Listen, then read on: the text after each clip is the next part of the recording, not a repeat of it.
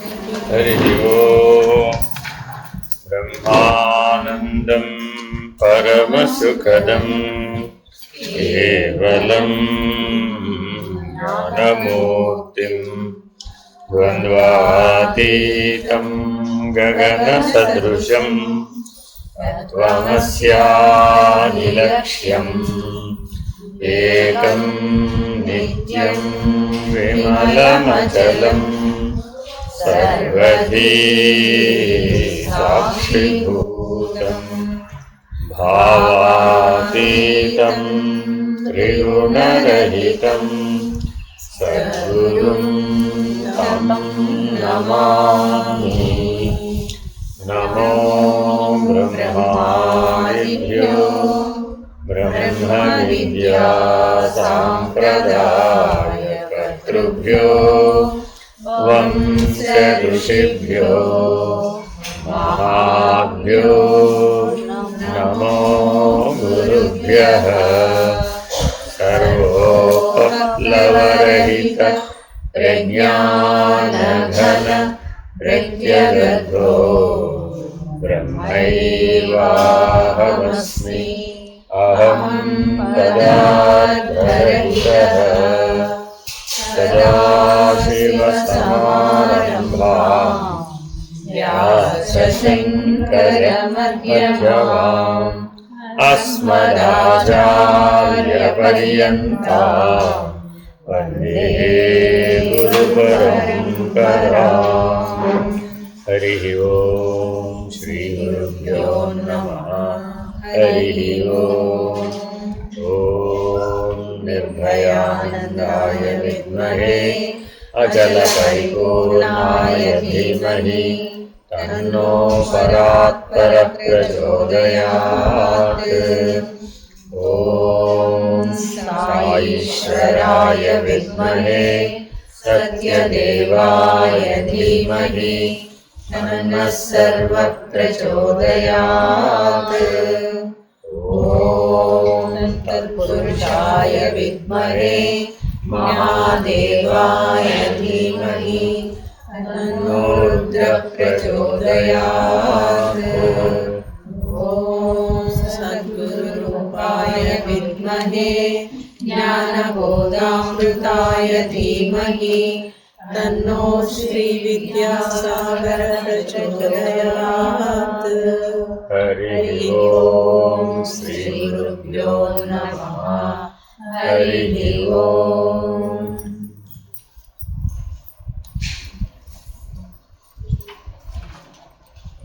अपरोक्षानुभूति నిషేధం అనేటటువంటి అధ్యాయాన్ని పరిశీలిస్తున్నాం. 76వ ఉపదేశం. ఓతేన గచ్చతః పుంసః సర్వం భాతీవ చంచలం తద్వదాత్మని దేహత్వం పశ్యత్యజ్ఞానయోగతః. మరొక మకుటం ప్రారంభమైంది. తద్వదాత్మని దేహత్వం పశ్యదజ్ఞానయోగతః. దేహమే ఆత్మ అని దర్శించే అజ్ఞానం విడవాలి. నిషేధం పూర్తిగా విడవాలి. ఓడ మీద ప్రయాణం చేసేవానికి సమస్త పదార్థాలు నడుస్తున్నట్లు కదులుతున్నట్లు కనిపిస్తాయి. అట్లాగే అజ్ఞానం వల్ల మానవునికి ఆత్మయందు దేహభావం కలుగుతుంది. ఒక ఉపమానం ఆధారంగా కదలనేది కదులుతున్నట్లు ఎట్లా కనబడుతోంది అన్నదాన్ని ఉదాహరణ తీసుకున్నాడు. అంటే ఆత్మ యొక్క ప్రధాన లక్షణం ఏమిటి? కదలదు. అనాత్మ యొక్క ప్రధాన లక్షణం ఏమిటి? కదులు. అంతే. దేహం అనాత్మ వస్తువే తప్ప అది ఆత్మ వస్తువు కాదు. Very very important. అంటే బ్రహ్మాండం అంతా పరిశీలించాం. కదలనిదేదో అది ఆత్మ, కదిలిదే అనాత్మ. అంతే.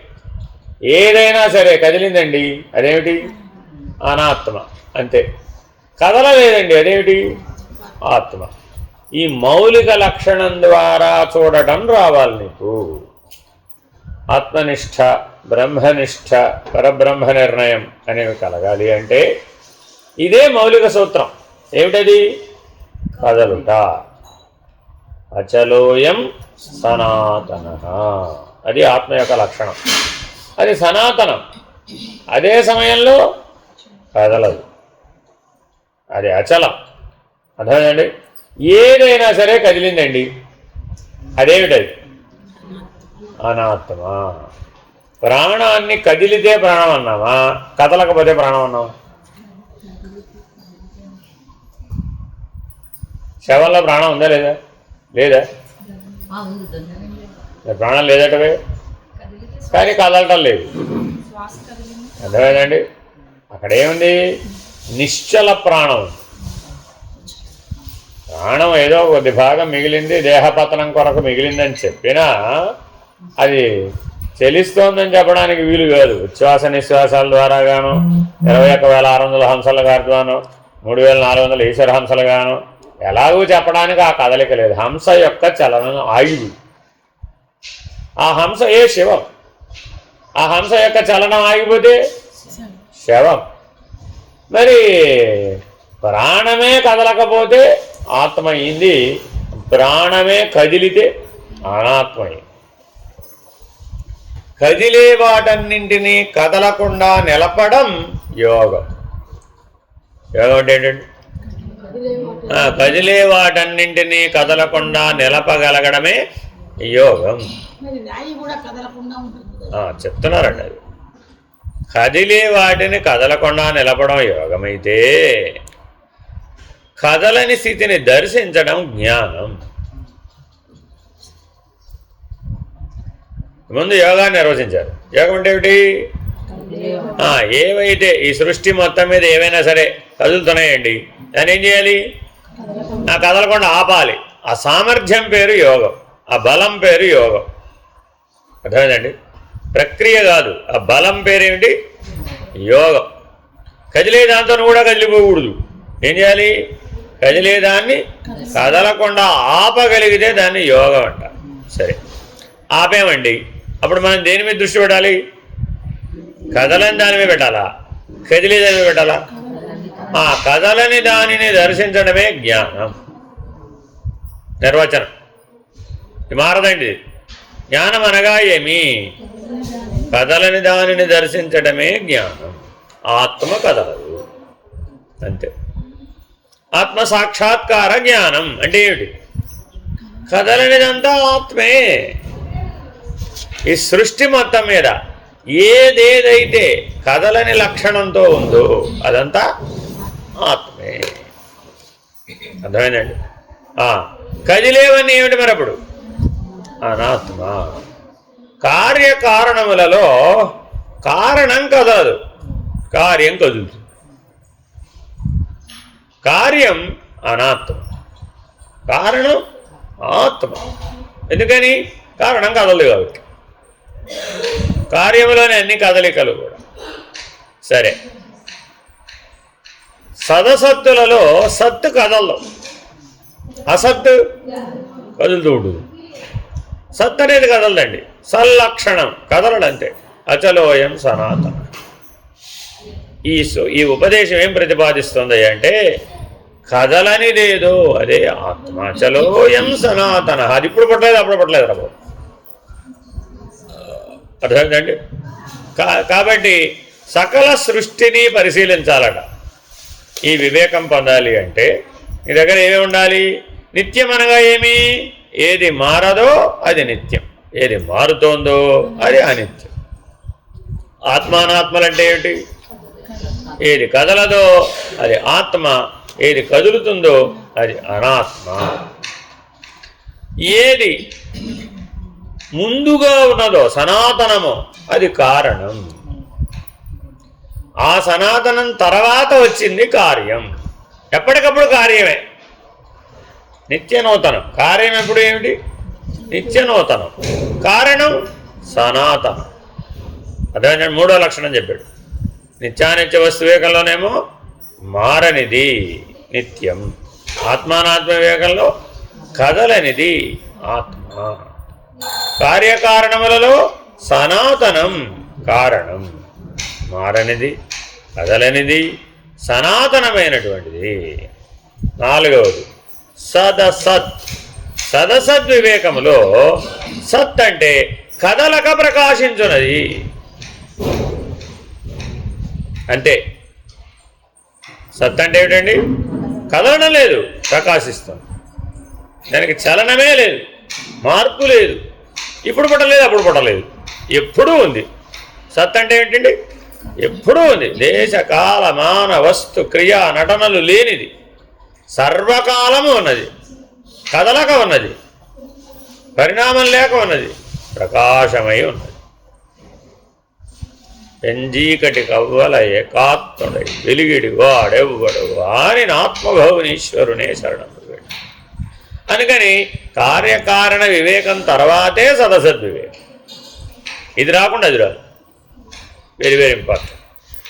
కాబట్టి సత్ అనగా ఏమీ? మహాకారణం, మహత్. ఎక్కడెక్కడైతే మహద్వాచ్యం వాడబడిందో అక్కడక్కడల్లా సత్ అనేటటువంటి లక్షణం, అక్కడ ప్రకాశం. అక్కడ కిందన్న లక్షణాలన్నీ కూడా ఉంటాయి. ఏమిటో లక్షణాలు? మారనిది, కదలనిది, సనాతనమైనది, సర్వకాలము ప్రకాశించున్నది. ఒట్టి ప్రకాశం కాదు అది, సర్వకాలము ప్రకాశించున్నది, మారనిది. దృగ్దృశ్య వివేకం. ఆఖరి వివేకానికి వచ్చేసామండి. ఇక దృగ్దృశ్య వివేకం అనగా ఏమి అంటే, ఈ సమస్తమును ఏది చూచుచున్నదో సాక్షి అయి, ఈ సర్వమును సాక్షి అయి ఏది చూచుచున్నదో అది దృగ్దృశ్య వివేకం. అంతే. 5 వివేకాలకి 5 లక్షణాలు. ఈ 5 లక్షణాలలో అత్యంత ప్రధానమైనది ఏది? కదలనిది. ఊతేన గచ్చత అంటే ఓడ మీద ప్రయాణిస్తున్నాడు. ఓడనే అనుకోకర్ల మీరు. ఏ వాహనం మీద మీరు వెళుతున్నా కూడా, ఓ ట్రైన్లో వెళుతున్నారు, ఓ బస్సులో వెళుతున్నారు, ఓ విమానంలో వెళుతున్నారు, అంతేనండి. మరి మిగిలినవన్నీ అక్కడ ఏమైపోయినట్టు కనబడుతున్నాయి? అవి కదిలిపోతున్నాయి, వెళ్ళిపోతున్నాయి. ముందుకో వెనక్కో, మీరు వెళ్ళే దిశను బట్టి అవి ముందుకో వెనక్కో వెళ్ళిపోతున్నాయి. ఒక ఉదాహరణ చెప్తే మీకు అర్థమైపోతుంది. ఒక పిల్లవాడు జన్మతః అంధుడు. ఎవరండి? జన్మతః అంధుడు. మరి ఆ పిల్లవాడికి ఇవన్నీ తెలుస్తాయా? తెలీదుగా. మరి ఆ పిల్లవాడిని కొంత వయసు వచ్చిన తర్వాత, 16 ఏళ్ల వయసు వచ్చేటప్పటికి ఆపరేషన్ చేసే అవకాశం వచ్చింది. ఎవరో మంచి డాక్టర్ గారు తీసుకెళ్ళి ఆపరేషన్ చేశారు. చూపు వచ్చింది. చూపు వచ్చిందండి. చూపు వచ్చిన తర్వాత ఆ పిల్లవాడిని మన ట్రైన్లో తీసుకెళ్తున్నారు. అతను ఆ ట్రైన్ గవాక్షం విండోలోంచి చూస్తున్నాడు. ఏమవుతుందట? పిలిచి చెప్తున్నాడు వాళ్ళ అమ్మ నాన్నని. 16 ఏళ్ల పిల్లవాడు. వెళ్ళిపోతున్నాయి వెళ్ళిపోతున్నాయి వెళ్ళిపోతున్నాయి. ట్రైన్లో మిగిలిన ప్రయాణికులందరూ ఏమనుకున్నారు? 16 ఏళ్ల పిల్లవాడు ఏమిటి, వెళ్ళిపోతున్నాయి వెళ్ళిపోతున్నాయని గంతులు వేస్తున్నాడు ఏమిటి అని ఆశ్చర్యంగా చూస్తున్నారు. అప్పుడు ఆ తల్లిదండ్రులు చెప్పారు, వీడికి చిన్నప్పటి నుంచి చూపు లేదండి, ఇప్పుడే మొదటిసారి చూస్తున్నాడు, అందువల్ల వాడికి అది వింతగా ఉంది. ఆ పలువింతలైనటువంటి ప్రపంచాన్ని ఇప్పుడే చూస్తున్నాడు వాడు. కాబట్టి ఆ కదిలిపోయేది వాటికి ఆనందంగా ఉంది. కదిలితే ఆనందంగా ఉన్నామా మనం? కదలకుండా ఉంటే ఆనందంగా ఉన్నాం అని మిమ్మల్ని మీరు ప్రశ్నించుకోమంటున్నాడు. వేగంగా పోతున్న ఓడ, రైలు వగైరా వాహనాలపై ప్రయాణించే వానికి పక్కనున్న చెట్లు చేమలు కదులుతున్నట్లు కనిపిస్తున్నాయి. యథార్థానికి అవి కదలడం లేదు. తాను పయనిస్తున్న వాహన వేగమే ఆ విధమైన భ్రమ కలగడానికి, అజ్ఞానానికి కారణం. అట్లాగే అజ్ఞానం వలన ఆత్మయందు దేహభావం కలుగుతుంది. ఉదాహరణ చెప్పనా? ఇప్పుడే మీరేం చేశారు? ప్రసాదం తీసుకున్నారా లేదా? తీసుకున్నారా? ఆహా. నా ఆత్మ ఇప్పుడే ప్రసాదం తిన్నది.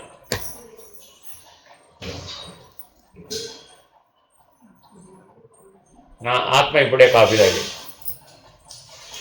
చూడండి, ఈ స్టేట్మెంట్ ఎంత అసంబద్ధంగా ఉందో, ఎంత అసందర్భంగా ఉందో. అవునా కాదండి? నా ఆత్మ ఇప్పుడే బయటికి వెళ్ళొచ్చు. ఏమనిపించింది? ఇవి సరిపోవట్లేదండి బాబు. ఎంతటి వాడికైనా మీరు ఈ మాట చెప్పండి, నా ఆత్మ ఇప్పుడే బయటికి వెళ్ళి వన విహారానికి వెళ్ళొచ్చు అంటే ఏమనిపించింది? నా ఆత్మ వేటకెళ్ళి వచ్చింది, నా ఆత్మ ఆ పని మీద వెళ్ళింది, ఈ పని మీద వెళ్ళింది అని ఈ దేహంతో ఉన్న సమస్త లక్షణాలని ఆత్మకు అన్వయం చేసామండి. నా ఆత్మ ఇప్పుడే నిద్రపోయి లేచి ఏమనిపిస్తుంది? నా ఆత్మ ఇప్పుడే మేలుకుందండి బాబు, తప్పుదాకా నిద్రపోయి. ఇవన్నీ దేని లక్షణాలు? దేహ లక్షణాలు అనవలసిందే కానీ ఆత్మ లక్షణాలు అంటానికి ఎవరు నోబడీ ఈజ్ అగ్రీయింగ్ అండి. ఏమి చదువుకోకరది, ఇది చెప్పడానికి ఏం అక్కర్లా. నా ఆత్మ ఇప్పుడే వంట చేసి, నా ఆత్మ ఇప్పుడే ధ్యానం చేసి, నా ఆత్మ ఇప్పుడే పూజ చేసి, దేహంతో చేసే సకల కార్యములు ఏం చేయాలనే ఉండాలి? దేహం ఉండాలి. చేత అంటే ఉండాలి? దేహం ఉండాలి. అవునా కదా? నా ఆత్మ ఇప్పుడే సినిమా చూసి, ఎవరో ఫైట్ చేస్తున్నారు, నా ఆత్మ ఇప్పుడే ఫైట్ చేసేది. ఎవరితో? వాడి ఆత్మతో. అన్ని స్టేట్మెంట్లన్నీ ఎలా కనబడ్డాయి? ధరిత్రులు బాబోయ్ కాపు తండ్రి. ఎందుకనిట? అది నీ స్వరూపం కాదు. నీ స్వరూపం కాని దాన్ని నీకు అన్వయం చేస్తే నీకు ఎలా అనిపించింది? బాబో ఇక నేను వినలేను బాబోయ్, ఇది నేను కాదురా నాయన, ఇంక చెప్పక్కర్లా అన్నావా లేదా? నేను అదే ఆత్మస్థానంలో నేను పెట్టానండి. నేను ఇప్పుడే నిద్రలేచాను, నీకేం తేడా అనిపించలే. నేను ఇప్పుడే మేలుకొన్నాను, నేను ఇప్పుడే ప్రసాదం తిన్నాను, నేను ఇప్పుడే కాఫీ తాగాను, నేను ఇప్పుడే విహారానికి వెళ్ళొచ్చాను. ఆత్మస్థానంలో నేను పెడితే మీకు ఏమనిపించింది? కరెక్టే కదా, అదే కదా. మరి నేనంటేనేమో మీకేమనిపించలేదు, ఆత్మ అంటే మాత్రం ఎందుకు అనిపించమ్మా? అది కూడా వాడుకలో ఉంటే అది కూడా ఒప్పేసుకుంటాం అనమాట. అయితే నేను దేహమనే అని బాగా స్థిరపడిపోయినాను కాబట్టి నా గురించి చెప్పు. ఏమో నీకు తెలియదు, అది నీకు తెలుసు, నాకు తెలియదు. కాబట్టి నీ లోపల ఉన్నవాడికి ఆత్మ సంగతి తెలుసా తెలీదా? ఇప్పుడు బాగా తెలుసు. అందుకని నేను భోజనం చేశాను, నేను మేలుకున్నానంటే స్పందించని వాడు నా ఆత్మ మేలుకుంది, నా ఆత్మ నిద్రపోయింది, నా ఆత్మ ప్రసాదం తినది, నా ఆత్మ కాఫీ తాగిందంటే మాత్రం బాబోయ్ ఆపనాయనాయిగా ఇవన్నీ ఆత్మకు లేవు అని సూటిగా చెప్తున్నాడు. ఎందుకనండి నేనన్నా ఆత్మన్నా రెండు ఒకటే, ఒకటి కదా. సంస్కృతంలో ఆత్మ, తెలుగులో నేను, అంతే. భాషాభేదమే తప్ప వస్తుభేదం లేదు. నీ ఇష్టం ఎన్ని కావాలంటే అని పెట్టుకోవచ్చు. దాని ఉన్న సూర్యుడు ఒక్కడే, రాత్రి సూర్యుడు వేరే, పొద్దున్న సూర్యుడు వేరే. కరెక్టేనా?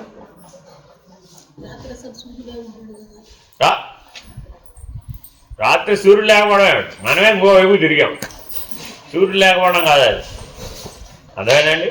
కాబట్టి ఎక్కడో మనం సరైనటువంటి సత్య నిర్ణయం చేయడంలో పొరపాటు పడుతున్నాము.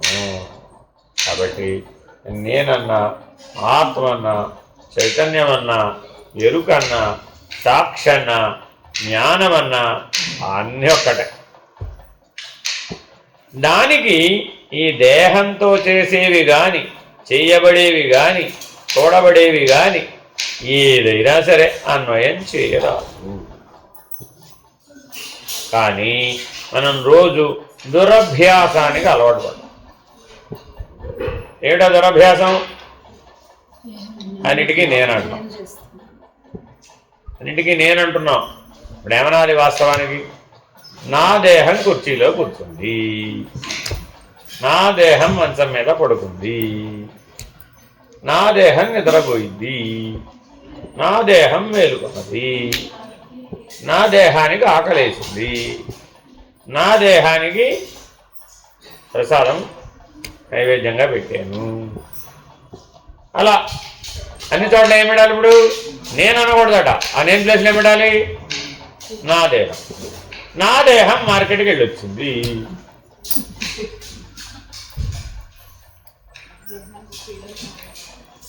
నా దేహానికి వ్యాధి వచ్చింది, నా దేహానికి వైద్యం చేయించుకున్నాను.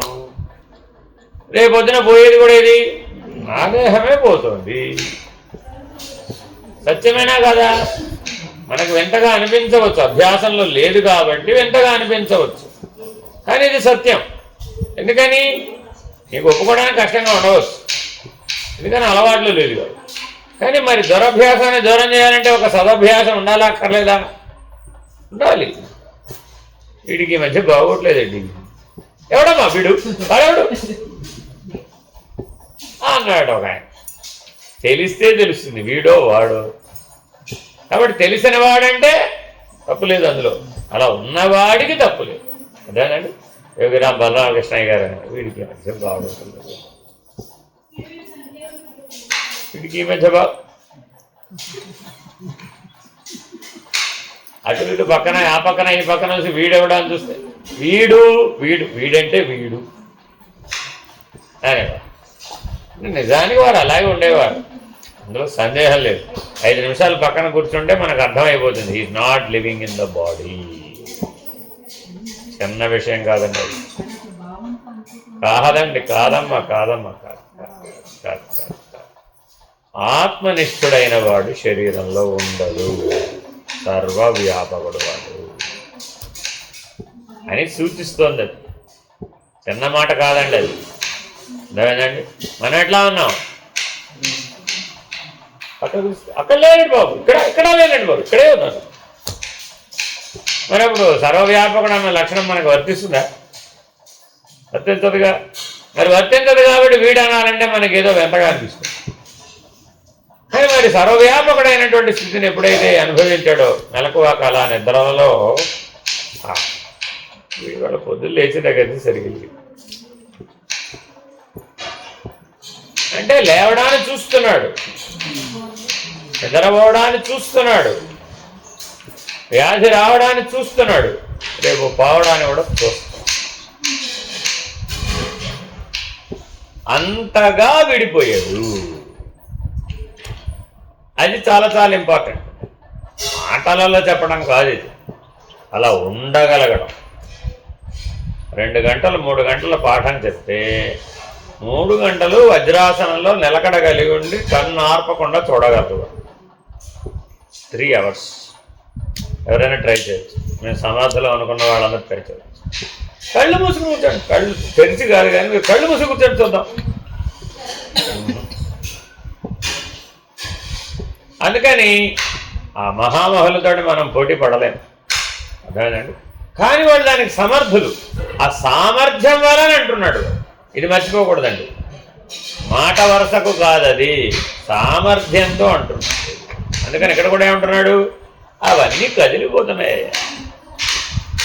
నేను కదలని వాడు. ఆత్మ కదలదు, కదలనిదేదో అదే ఆత్మ. ఎంత అయ్యారా కదలనిదేదో అదే ఆత్మ. మరి ఎలా తెలుస్తుంది మాకు కదలండి? గుడికి వెళ్ళి దేవుడిని చూడు తెలుసు.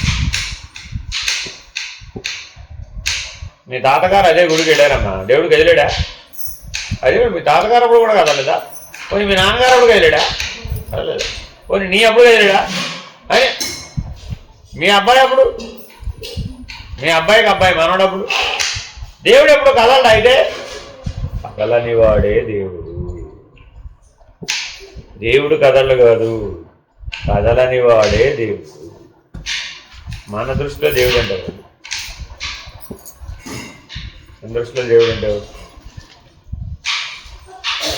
ఆయనకి ఎన్ని కదలికలు ఉంటున్నాయి, మనకి ఎన్ని ఉన్నాయో ఆయన కూడా ఆయన కదలరు. ఎందుకని? మనం ప్రార్థనలు వినాలి, సరిగ్గా స్పందించాలి, టైంకి ఇవ్వాలి. మళ్ళీ వరాలు లేటుగా ఇస్తే కుదరదు. మళ్ళా అడిగినప్పుడు ఇవ్వలేదండి, అడుగుతాం దేవుడి మీద. మన అరకలన్నీ ఆయన తీర్చాలి, ఓదార్చాలి, మన బాధలన్నీ తీర్చాలి. లేకపోతే ఆయన దయామయుడు అలా అవుతుంది, ఆయనకే మళ్ళా రివర్స్. కాబట్టి దేవుడి లక్షణం ఏమిటి? కదలడట పరమశివుడు. తా కదిలేడిది మాయయ్య. అంతే, 2 మాటల్లో తేల్చేశారు. ఎంత చెప్పేది ఏం లేదండి. తా కదలడట పరమశివుడు, తా కదిలేడిది మాయయ్య. అంటే కదిలే దాని మీద దృష్టి పెట్టామని నీకేం తెలుస్తుంది? అంతా మాయామయం. కదలని దాని మీద దృష్టి పెట్టామనుకోండి, అంతా బ్రహ్మం. కాబట్టి ఇప్పుడు మనం దేన్ని మార్చాలడా? దృష్టిని మార్చాలి. మన దృష్టి ఎప్పుడు కూడా కదిలే దాని మీదే కనుక ఉన్నట్లయితే మాయామయమైనటువంటి సృష్టి తెలుస్తుంది. కదలని దాని మీద కనుక ఉంచినట్లయితే బ్రహ్మమయమైనటువంటి స్థితి కలుగుతుంది. స్థితి కలగాలంటే కదలకుండా ఉండాలండి. శక్తికి 2 రూపాలు ఉన్నాయి, స్థితి శక్తి, గతి శక్తి. Kinetic energy, potential energy. Kinetic energy అంటే కదిలితేనే. అంటే ఒక కారు వేగంగా వచ్చి మీకు గుద్దుకుందండి, మీరు కదలని వాళ్లే రోడ్డు మీద స్థిరంగా అడ్డంగా నిలబడ్డారు. ఒక కారు వచ్చి మిమ్మల్ని గుద్దింది. కారు కదా దెబ్బ తగలాలి, ఎవరే దెబ్బ తగులుతుంది? అదేమిటమ్మా అంటే నీ పొటెన్షియల్ ఎనర్జీ నువ్వు కదలకుండా ఉన్న స్థితి ఏదైతే ఉందో దానికంటే ఎక్కువ వేగంతో, ఎక్కువ శక్తితో, ఎక్కువ సామర్థ్యంతో అది వచ్చి గుద్దుకుంది. అప్పుడు ఎవరికి డ్యామేజ్ అయింది? అంతేనా కదా? బాగా వేగంగా వెళ్ళి కొండని ఢీకొంది కారు. అదేమిటి? ఇప్పుడు కారే, ఇప్పుడు కొండ కదా డ్యామేజ్ అవ్వాలి. నువ్వేమో స్థిరంగా ఉంటే నువ్వు ఏది స్థిరంగా ఉంటే అది డ్యామేజ్ అవుతుంది అని రాసేసావు అంతే. తీర్మానం ఏం రాసావు? నేను స్థిరంగానే రోడ్డు మీద ఉన్నానండి, నా స్వానుభవం ప్రకారం కారు వచ్చి నన్ను గుద్దితే నేను డ్యామేజ్ అయ్యాను కాబట్టి ప్రమాణం ఏం రాశాను? ఇప్పుడు స్వానుభవ ప్రమాణం ఏది స్థిరంగా ఉంటే అది దెబ్బతింటుంది, నాశనం అయిపోతుంది అని రాశాను. కరెక్టేనా? ఇది రాసిన తర్వాత మళ్ళా చూశాను, ఆ కారు వెళ్ళి కొండను గుద్దుకుంది. ఈసారి కారు నాశనం అయ్యింది. అరే రే రే, ఈ ప్రమాణం తప్ప. ఈ మోడల్ ఏది? ఈ మోడల్ ఇలా చెప్పే మోడల్ ఏది? పదార్థ జ్ఞానం. పదార్థ జ్ఞానం వాళ్ళు ఏది ఎప్పుడు కనుక్కుంటే అది అప్పుడు చెప్తారు. నువ్వేమైనా చెప్పావు కానీ ఇంకా మేము కనుక్కోలేదు, కనుక్కున్నాక చెప్తాను.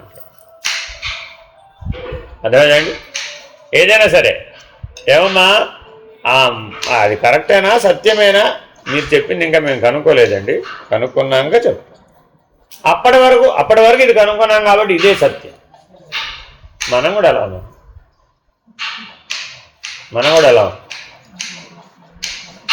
ఇప్పటి వరకు నాకు సత్యం ఇదే తెలిసింది కాబట్టి ఇదే సత్యం అంతే.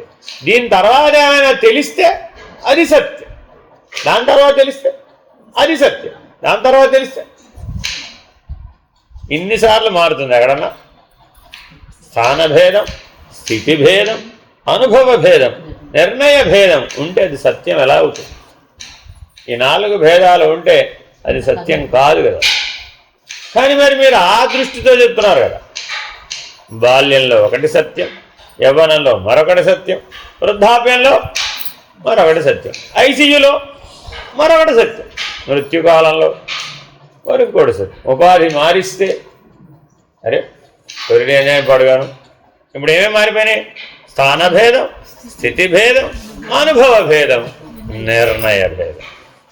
మరి సత్యాన్ని నిర్వచించడం ఎలా చేస్తే ఇది సత్యం ఎలా అవుతుంది? ఎందుకని? సచ్చిదానందం బ్రహ్మ, సత్యం జ్ఞానమనంతం బ్రహ్మ. అవి కదలవే. ఆ 2 లక్షణాలు కూడా కదలనివి. అర్థమైందండి? ఒక చిన్న ఉదాహరణ చెప్తే అర్థమైపోయింది. పెళ్లి కూతురు మాటి మాటికి పెళ్లి పెట్టల మీద లేచి వెళ్ళిపోతుందండి. పెళ్ళి ఎలా చేయాలి? ఏ పనైనా ఉండవచ్చు. ఆవిడ 5 నిమిషాలకు ఒకసారి లేచి వెళ్ళిపోతుంది. ఇప్పుడు చేయించాయని ఏమన్నాడు? కాస్త ఆవిడ కదలకుండా చూడమా. ఆవిడ 5 నిమిషాలకు ఒకసారి వెళ్ళిపోతుంటే నేనేమి పెళ్లి ముందుకు ఎలా సాగుతుందే? మన ప్రాబ్లం కూడా సేమ్ కాదు.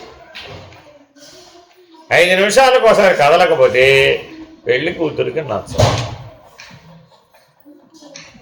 నీ దేహం ఎప్పుడు సుఖంగా ఉంటుంది? ప్రతి 5 నిమిషాలకి కదిలితేనే సుఖంగా ఉంది. మరి ప్రతి 5 నిమిషాలకు కదులుతూ ఉంటే ఇది ఎప్పటికైనా కదిలే అయ్యే పని. కాబట్టి ఏం చేయాలి? ఆ ముందు యోగివి కావాలి. కదిలితే సుఖమన్నవాడు భోగి. ఇదిటా భోగికి నిర్వచనం. భోగి అంటే ఎవరండి? కదిలితే సుఖం, కదలకపోతే దుఃఖం భోగికి. అదేనండి. యోగి అంటే ఎవరు? ఇప్పుడు కదిలేవాడన్నింటినీ కదలకుండా నిలిపిన వాడెవడో వాడే యోగి. ఎంత ఈజీగా చెప్పేశాడో చూడండి. కదలని దాన్ని దర్శించిన వాడే జ్ఞాని. ఒక్క లక్షణం మీద జీవితం మొత్తాన్ని చెప్తున్నాడండి. చిన్న పిల్లవాడు పుట్టాడండి, కదలలేదు మెదలలేదు, ఉన్నట్టా పోయినట్ట. పుట్టినవాడు కదలలేదు మెదలలేదు, ఉన్నట్టా పోయినట్ట. అంతా డౌటే. కదిలి ఏడిస్తేనే వాడు ఉన్నట్టు. అదేమిటండి? కదలకపోతే ఆత్మజ్ఞానం అన్నారు కదా. మరి మీరు కదలకపోతే ఆత్మజ్ఞానాన్ని ఎప్పుడు చెప్పారు? భోగి, యోగి, జ్ఞాని, అలా ఆ వరుస క్రమంలో చెప్పాను. అంతేగాని పుట్టగానే కదలకుండా ప్రశాంతంగా పడుకున్నాడండి అంటే అది అలాగా. వాడికి ఇంకా మొదలే లేదు, ఆరంభమే లేదు, అంత్యం దాకా ఎక్కడ వస్తాడు? కాబట్టి జ్ఞానం అనేది అంత్యభావము, ఆఖరి భావము. అది అభావం. కర్మ అనే భావం కదలిక, భక్తి అనే భావపు కదలిక, యోగం అనే భావపు కదలికలు జ్ఞానం అనే అభావంలో కదలకుండా అయిపోతాయి. కాబట్టి ఎక్కడెక్కడ అభావ లక్షణం కనబడిందో అది జ్ఞానం. ఎక్కడెక్కడ భావ లక్షణం కనబడిందో అదంతా ఏంటి? కర్మ, భక్తి, యోగం. కాబట్టి మీ ఆచరణలో ఎలా పరిశీలన చేయాలని ఇప్పుడు ఏమో మౌలిక లక్షణం ఏంటి? ఇప్పుడు కదలటం. కదలటమా కదలకపోవడమా? స్వరూపం కదలదు, వ్యవహారం కదులుతుంది. కదిలితేనే వ్యవహారం, అసలు కదలకపోతే స్వరూపం. కాబట్టి కదలిక అన్న ఒక్కదాన్ని మనం కనుక నిరోధించగలిగితే, స్వాధీనం చేసుకోగలిగితే, అలా ఉండగలిగితే జ్ఞానం పొందడానికి ఎంత టైం కావాలి? మనలో ఏమేమి కదులుతున్నాయండి? మనలో ఏమేమి కదులుతున్నాయి? శరీరం, ప్రాణం, మనసు, బుద్ధి, చైతన్యం. అది కూడా కదులుతుందిరా బాబు. అసలు అది కదలబట్టి ఇవన్నీ కదులుతుంది. కాబట్టి ముందు చైతన్యాన్ని స్వాధీనం చేసుకుంటా అన్నట్టేవాడు. ముందు చైతన్యాన్ని కదలకుండా ఆపి అప్పుడు శరీర ప్రాణ మనోబుద్ధులను ఆపుతానండి. అది ఆపితే ఇది ఆపినట్టే కదండి. పైన ఓవర్ ట్యాంక్లో నీళ్లు కట్టేసామండి, కింద పంపులో నీళ్ళు వస్తాయా? రావు కదా. ఈ పంపులన్నీ కట్టడం ఎందుకండి? ఇది అంతా శ్రమ వేస్ట్. పైకి వెళ్ళి డైరెక్ట్గా ముందు ఓవర్ ట్యాంక్ కట్టేస్తాం. ఎక్కడికి వెళ్తావు? ఎక్కడుంది ఇది? ఎలా వస్తుంది? శరీరంలో అణువున వ్యాపించినటువంటి చైతన్యం ప్రతి అణువుని కదిలిస్తుంది. 96 కోట్ల కణాలు కదులుతున్నాయి మన శరీరంలో. కదలకుండా ఒక క్షణం లేవు. చైతన్యాన్ని స్వాధీనపరచడం అంటే ఏమిటి? ఇప్పుడు 96 కోట్ల కణాలలో కదలిక నాపాలి. చిన్న పనే పెద్ద పని. ప్రాణచలనాన్ని ఆపమంటేనే కుంభక యోగాన్ని అభ్యసించమన్నామండి. ఏమన్నారు? ఏదో 5 నిమిషాలు అంటే కుదురుతు కానివ్వండి, ఇదేదో 3 గంటలు చేయండి, 3 రోజులు చేయండి, జీవితం అంతా చేయండి అంటే కుదరదండి. మరి అప్పుడు ఎటు సాధ్యం? సరే పోనీ ప్రాణాన్ని ఆపలేను. పోనీ అదేదో మనసును పట్టుకో, కనీసం దానన్నా ఆపు. ఏదో దాన్ని ఆపితే నీకు అనుభవం వస్తుందని. అక్కడ ఇంత విషయం ఏంటంటే అనుభవం రావడం కోసం ఒక కదలనిదే నేను అని అనుభవం రావాలి. ప్రస్తుతం మనకున్న గొడవ ఏమిటి?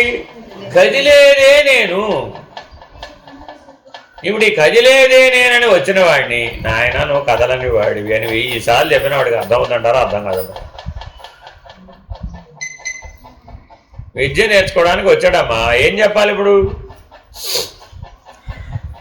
చిన్నపిల్లాడిని ఎల్కేజీలో చేర్చామమ్మా. చేర్చగానే ఏం నేర్పుతారు ముందు? Fold your hands, sit straight, finger on your mouth, silence. అదే అనుకున్నారు పరమ, అదే అనుకున్నారు పరమ. You are focused. ఆ ఏకాగ్రత, కదిలే దాని వెంట పరిగెడుతుంటే ఏకాగ్రత ఎలా వస్తుంది? రాదు కదా. ఇప్పుడు మనం అజ్ఞానంగా ఉండిపోవడానికి కారణం ఏమిటి? కదిలే దాని వెంట పరిగెట్టడం, అంతకుమించి ఏముందమ్మా. అదేదో కదలని దాని మీదే దృష్టి పెడితే అందరూ జ్ఞానులే, అసలు అజ్ఞాని అనేవాడే లేడు. అందుకని జ్ఞాని దృష్టిలో, ఆత్మనిష్ఠుడి దృష్టిలో అజ్ఞానులే లేవు. ఎందుకని? ఆయన కదలడు కాబట్టి అందరిలో కదలని దాన్నే చూస్తున్నాడు. అతనికి కదిలేవి కనబడుతుంది. అందరినీ తనలాగా చూడడం అంటే అర్థం అది. అంతేగాని నీ బొమ్మ తీసుకెళ్ళి అక్కడ బొమ్మ తగిలించేమని కాదు. అర్థమైందండి? ఇటు తట అవడం అటు తిట అవడం అంటే ఈ బొమ్మ అక్కడికి ఆ బొమ్మ ఇక్కడికి రావడం అని కాదు. తాను ఎట్లయితే స్థిరంగా కదలకుండా స్వరూపంగా ఉన్నాడో అటువంటి కదలని స్వరూపాన్ని అందరిలో చూస్తున్నాడు. దాన్ని మాత్రమే చూస్తున్నాడు. కదిలేదు ఆయన కనబడదు. ఇప్పుడు అక్కడ కదిలేవి లేవా? ఆయనకి లేవు, ఆయనకి లేవు అంతే. నాకు లేవండి బాబు. ఏమండి వాళ్ళ మీ ఊరు ప్రధానమంత్రి గారు వచ్చారంట, తెలుసా మీకు? నాకేం తెలుసు, నాకు అందుకని అంత పెద్ద విషయం మీ ఊళ్ళో జరిగితే నీకు తెలియాలక్కర్లేదు, తెలియాలక్కర్లేదా? కదిలేదా కదలంది? ప్రతి దానికి ఇప్పుడు ఒకటే ప్రశ్న, కదిలేదా కదలందా? కదిలే అంతే, ఒకటే ప్రశ్న. ఆత్మజ్ఞానం కావాలంటే కదిలేదా కదలందా? పర్వాలేదండి, మనం ఆ ఫలానా మీకు ఆ షాపింగ్ అంతా తెలుసు కదా, మీరు కూడా మాతో పాటు రండి, షాపింగ్ చేసొద్దాం. మీకు బాగా దాంట్లో పరిజ్ఞానం ఉంది కదా, చాలాసార్లు వెళ్ళారు కదా, ఒకసారి రండి స్వామి అని అడిగారు. ఏమడగలరు? కదిలేదా కదలదు? కదలకపోతే షాపింగ్ ఎలా అవుతుంది స్వామి? నాకు అవసరం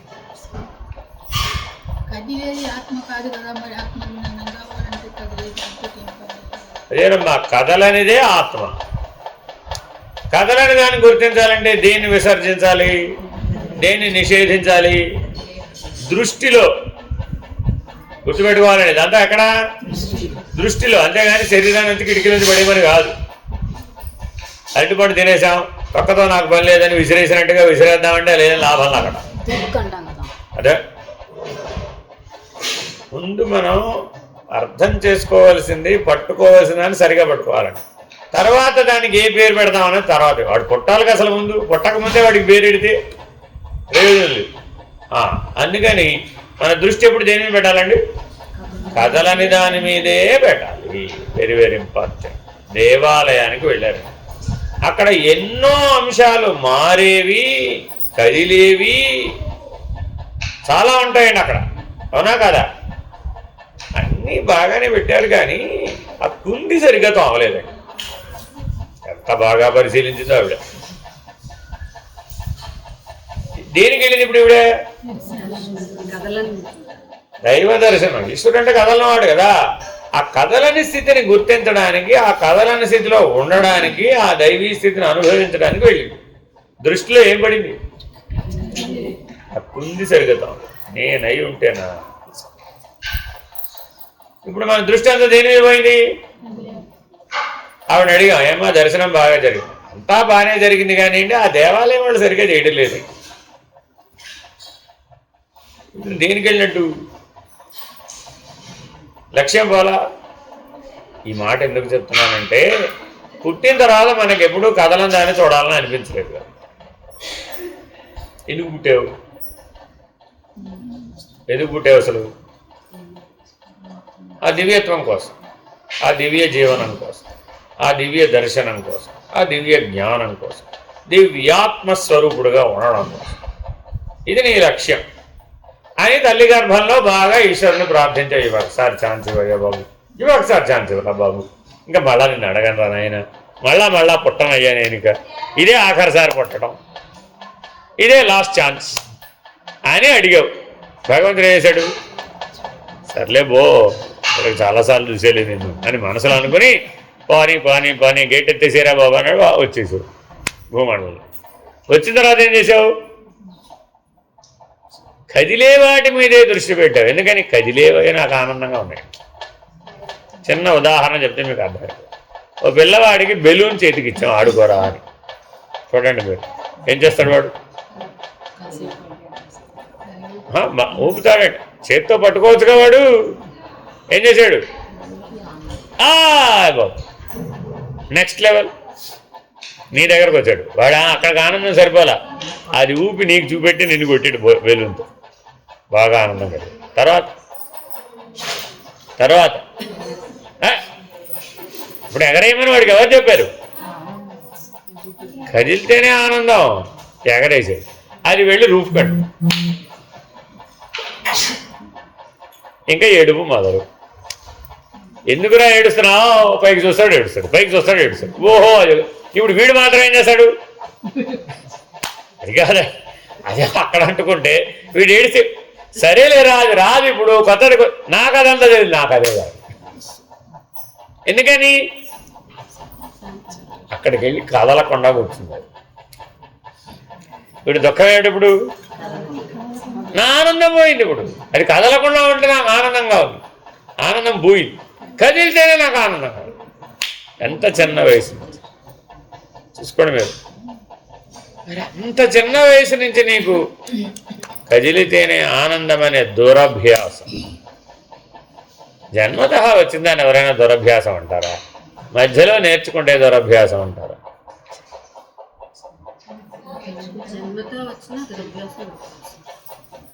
అది నీ లక్ష్యం నుంచి నిన్ను పక్కకు తీసుకెళ్ళేది, నిన్ను స్థిరంగా ఉండనీయనటువంటిది తల్లి గర్భంలోనే వస్తే మాత్రం ఒప్పుకుంటావు. ఒప్పుకో. ఎందుకని? జీవితం వృధా అయిపోతుంది. కాబట్టి చాలా జాగ్రత్తగా కదిలేది నాకు ఆనందాన్ని ఇస్తుంది అనేటటువంటి దురభ్యాస నుంచి దూరం అవ్వాలి. వైరాగ్య దృష్టితో వాటిని వదిలించుకొని కదలని స్థితిలో నిలకడ చెందాలి. పీతత్వం హి యథా శుద్ధ్రే దోషాద్భవతి కస్యచిత్ తద్వదాత్మనిదేహత్వం పశ్యత్యజ్ఞానయోగతః. ఒక ఆయనకి కామెర్లు వచ్చినాయట. సాధారణంగా కామెర్లు వస్తే కళ్ళు పచ్చబడతాయి కదా. అప్పుడు ప్రపంచంలో తెల్లగా ఉన్నవన్నీ ఎలా కనబడతాయి? పసుపచ్చగా కనబడతాయి. అది ఆ రోగం యొక్క సహజ లక్షణం. అలా నేత్రదోషం వల్ల తెల్లని స్వచ్ఛమైన వస్తువులలో కూడా పచ్చదనం కనిపిస్తుంది. అట్లాగే మానవునిలోని అజ్ఞాన దోషం వల్ల ఆత్మయందు దేహభావం కలుగుతుంది. ఆత్మ అంటే దేహంగా కనిపిస్తుంది, దేహంగా కనిపిస్తుంది కానీ అది కాదు. Very very important. ఏది కనబడుతుందో ఆ కనబడుతున్న దానిని ఒక ప్రమాణం మీద చూడాలట. ఏమిటా ప్రమాణం? కదులుతుందా, కదలడం లేదా? కనబడేదంతా ఏమిటి? దృశ్యం కదా. మరి నీకు ఏదైనా కావచ్చండి, కనబడేది దృశ్యమైనా కాదా? ఆ దృశ్యానికి ఏ లక్షణం ఉంది? కదలకుండా ఉంటుందా? కదలే. సినిమా థియేటర్కి వెళ్ళారండి, సినిమా ముందు కదలటల్లా. ఒక సీన్ అక్కడ ప్రొజెక్ట్ అయిందండి, అక్కడే ఆగిపోయి ఏం చేస్తారు?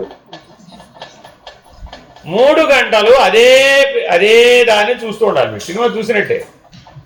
సినిమా ముందు కదలలేదు, ఏమాగిపోయింది? ఇప్పుడు ప్రొజెక్టర్ ఆగిపోయింది. అర్థమైందండి? కనబడలేదు. ఇప్పుడు అక్కడ తెర మీద దృశ్యం కనబడుతుంది, దృశ్యం కదలటం లేదు. అంతేనండి. ఏమిటది? ఏదో మహాబలుడు ఓ టైటిల్ పడింది, అంతకుమించి ముందు కదలటం లేదు. 3 గంటలు అదే టైటిల్ చూస్తూ కూర్చోవాలి. ఏమనిపించింది? ఏమిటి బాబు ఇది? ఎందుకని? ఎవరో మహాబలుడిని చూపిస్తామని వచ్చాం, తీరా చూస్తే అది కదలడం లేదు. రామ చూడండి, అన్ని అంశాలు ఈ కదలిక మీదే ఉన్నాయండి. అర్థమేనండి? ఆఖరి స్థితి కదలకుండా ఉన్నాడండి. ఏమన్నా రాత్రి నుంచి ట్రై చేస్తున్నామండి, కదలటలేదు. అప్పటికి వెళ్ళి పిలిచాం, తట్టాం, లేపాం, నీళ్లు కొట్టాం, ఎన్ని ప్రయత్నాలు చేశాం, కానీ ఏమైంది? కదలటం లేదు. కదలటం లేదు కదా, ఆత్మస్వరూపుడు అయిపోయాడు అన్నాడు.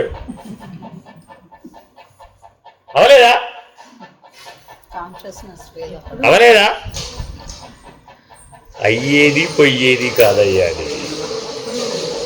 అది అయ్యేది కాదు, పోయేది కాదు. మరేమిటది? ఎప్పుడూ కదలక ఉండేది. అందులో కూడా ఉంది అది. అర్థమైందండి? శవంలో ఆత్మ లేదా?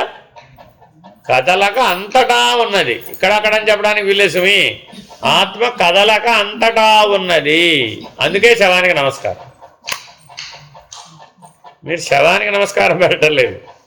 ఎంత గొప్ప సిద్ధాంతము సనాతన ధర్మం. అందరూ లైన్లో రండిరా, ప్రదక్షిణ చేయండి, దానికి నమస్కారం పెట్టండి, ఆశీర్వచనం తీసుకోండి. శవం ఆశీస్సులు ఇవ్వడం ఏంటండి? ఆశీస్సులు ఇవ్వాలండి, అందులో చైతన్యం ఉండాలా అక్కర్లేదా? కదలాలా వద్దా? మీ దగ్గరకు వస్తే ఏం చేసావు బ్రతికున్న రోజుల్లో? ఓరే అక్షతలు అందుకోరా, వేసావా లేదా?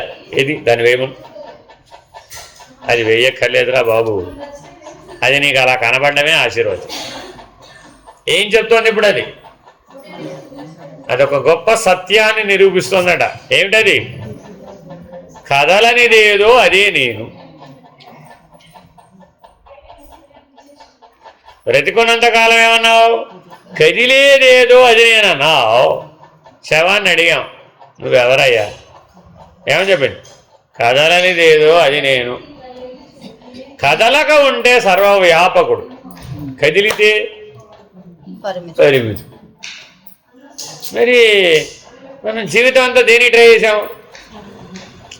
ఫాస్ట్గా వెళదాం, ఫాస్ట్గా వెళదాం, ఫాస్ట్గా వెళదాం, జనా కదా? మరి శవాన్ని చూసి నేర్చుకున్నాం ఏమిటి? ఏది? ఎన్నిసార్లు మనం చివరి చూపులకు వెళ్ళి ఎంతమందినో పంపించామా లేదా? వచ్చిన తర్వాత ఏం నేర్చుకున్నారమ్మా అంటే ఏం చెప్తారు?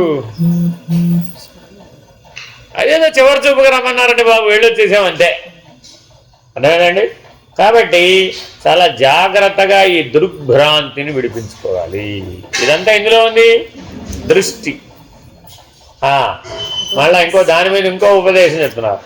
చక్షుర్భ్యాం భ్రమశీలాభ్యాం సర్వం భాతి భ్రమాత్మకం తద్వదాత్మని దేహత్వం పశ్యత జ్ఞానయోగతః. మనం జీవితం అంతా ఒక యోగాన్ని పొందుతున్నామట, కోరకుండానే అజ్ఞాన యోగాన్ని పొందుతున్నాం.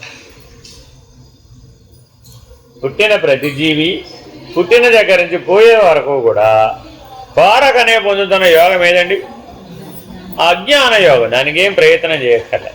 ఎందుకని? అది నీ దృష్టిలో సహజంగానే ఉంది. అర్థమైందండి? దీనికి ఒక ఉదాహరణ చెప్తున్నాడు. కదిలే దాని మీద గనక దృష్టి నువ్వు నిలిపి చూస్తే కదిలేది కదలకుండా పోతుంది. ఇదిట సూత్రం. ఎలా విడిపించుకోవాలండి? నువ్వు కదలకుండా చూపు నిలిపి కదిలేదాన్ని గనక చూసినట్లయితే దాని యొక్క కదలని స్థితి నీకు కనబడుతుంది. ఇప్పుడు ఈ పైన ఫ్యాన్ తిరుగుతుందండి, మనం కూడా ఆ తిరిగే రెక్కల వెంబడే చూసాం. ఏమైంది? ఎంతసేపు చూసినా తిరుగుతూనే ఉంది. ఇంకా కొంతసేపు చూసామనుకోండి తల కూడా తిరుగుతుంది. ఎందుకని? తిరిగేదాంతో తిరుగుతుంది అది కూడా. అమ్మో కళ్ళు తిరుగుతున్నారా బాబోయ్ అన్నాడు. దీనికి మీకు ఉదాహరణ చెప్తా. చిన్నప్పుడు మీరు ఉప్పల కుప్ప ఆడారా? ఉప్పల కుప్ప ఎలా ఆడతారు? రెండు చేతులు, రెండు చేతులు క్రాస్ డైరెక్ట్గా పట్టుకోండి. Cross, right left, left right పట్టుకుంటాడు. పట్టుకుని గిరగిర గిరగిర తిరుగుతాడండి. అందులో ఒక ఆవిడకి కళ్ళు తిరగవు, ఒక ఆవిడికి తిరుగుతాయి. ఇద్దరు తిరుగుతారు. ఒకడు మాత్రం భూమి ఉండరంగా తిరిగి పడిపోతుంటాడు. వాడు ఒకడు గోల్ చేస్తాడు, గేలు చేస్తాడు. వాడు నాకేం కళ్ళు తిరగలేదు తెలుసా?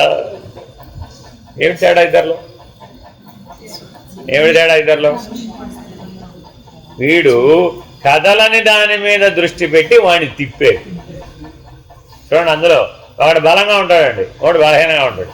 ఈ బలహీనంగా ఉన్నవాడు కదిలే దానిలో కలిసిపోయాడు. ఎప్పుడైతే కదిలే దానిలో కలిసిపోయాడో వదిలిపెట్టగానే నిలబడలేడండి, కాసేపు కూర్చోవలసిందే. రే నిలబడకరా, నిలబడడానికి ప్రయత్నిస్తూ ఉంటాడు, మళ్ళీ పడిపోతాడు. ఆ తలలో తిరగడం ఆగేంత వరకు same problem in giant wheel, same problem in రంగులు రాటం. ఏదైనా సరే ఆ తిరిగే దాంట్లో ఏదైనా సరే మనం తిప్పబడితే అది ఏమవుతుందండి? భ్రమించవలసినదే. కాబట్టి సర్వం భాతి భ్రమాత్మకం. అసలు కదలందే లేదు స్వామి, ఊరికే నువ్వేదో మమ్మల్ని ఊరికే బుర్ర తినేస్తున్నావు కానీ సృష్టి అంతా తిరిగి చూసాం అన్నీ కదు. అసలు కదలందంటూ నాకు కనపడే కనపడే. ఎందుకని? నేను కదులుతాను ఆ మాట ఒప్పుకోడు. నువ్వు కదులుతున్నావు కాబట్టి అది కదులుతుందిరా, ఆహా అవన్నీ కదులుతున్నాయి కాబట్టి నాకు కదులుతున్నట్టే కనిపిస్తుంది. నేను స్థిరంగా ఉండే చూస్తున్నానుగా, భూమి మీద స్థిరంగా నిలబడి చూస్తున్నా. సూర్యుడు ఇక్కడి నుంచి అక్కడికి కదిలాడు. పొద్దున ఎక్కడ ఉన్నాడు సూర్యుడు? సాయంత్రం ఉన్నాడు. అరే ఇక్కడి నుంచి అక్కడికి వెళ్ళే కదా, నేను స్థిరంగానే ఉన్నాను కదా, నేనేం కదలలేదు కదా అన్నాడు. ఏమన్నావు?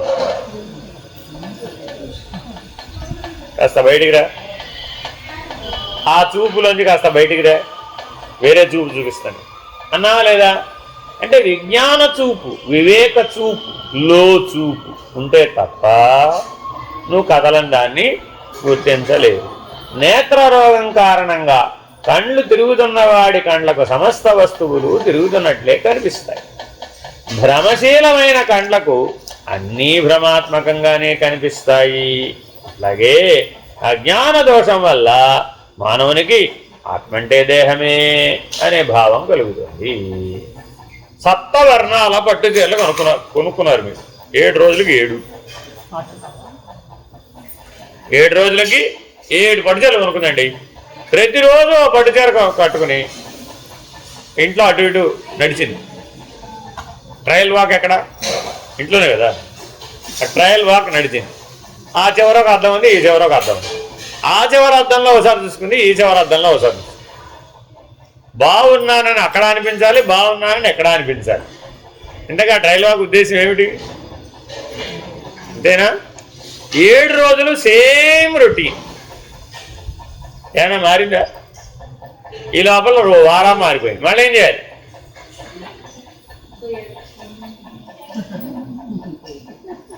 ఇంకో 7 తెచ్చుకోండి. ఉన్న 7ని అటు ఇటు చెప్పొచ్చగా. ఆల్రెడీ కట్టింది ఏం కడతామండి, ఇంకో 7. అర్థమైందండి? ఇలా ఇలా చేసి చేసి చేసి చివరికి ఏమైపోయింది? కదిలే దానితో నువ్వు కూడా కదిలిపోతున్నావు.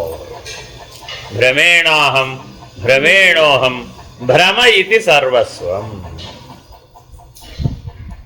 ఏమైందండి? పెద్దల వాక్యం ఏంటండి? భ్రమేణాహం భ్రమేణోహం భ్రమ ఇది సర్వస్వం. కానీ మనం ఏం నిర్ణయం తీసుకోవాలి? అసలు సర్వం బ్రహ్మేతి, అది నీ లక్ష్యం. భ్రమే త్యాగే సర్వం బ్రహ్మేతి, ముగింపది. భ్రమేణాహం భ్రమేణోహం భ్రమ ఇది సర్వస్వం భ్రమే త్యాగే సర్వం బ్రహ్మేతి.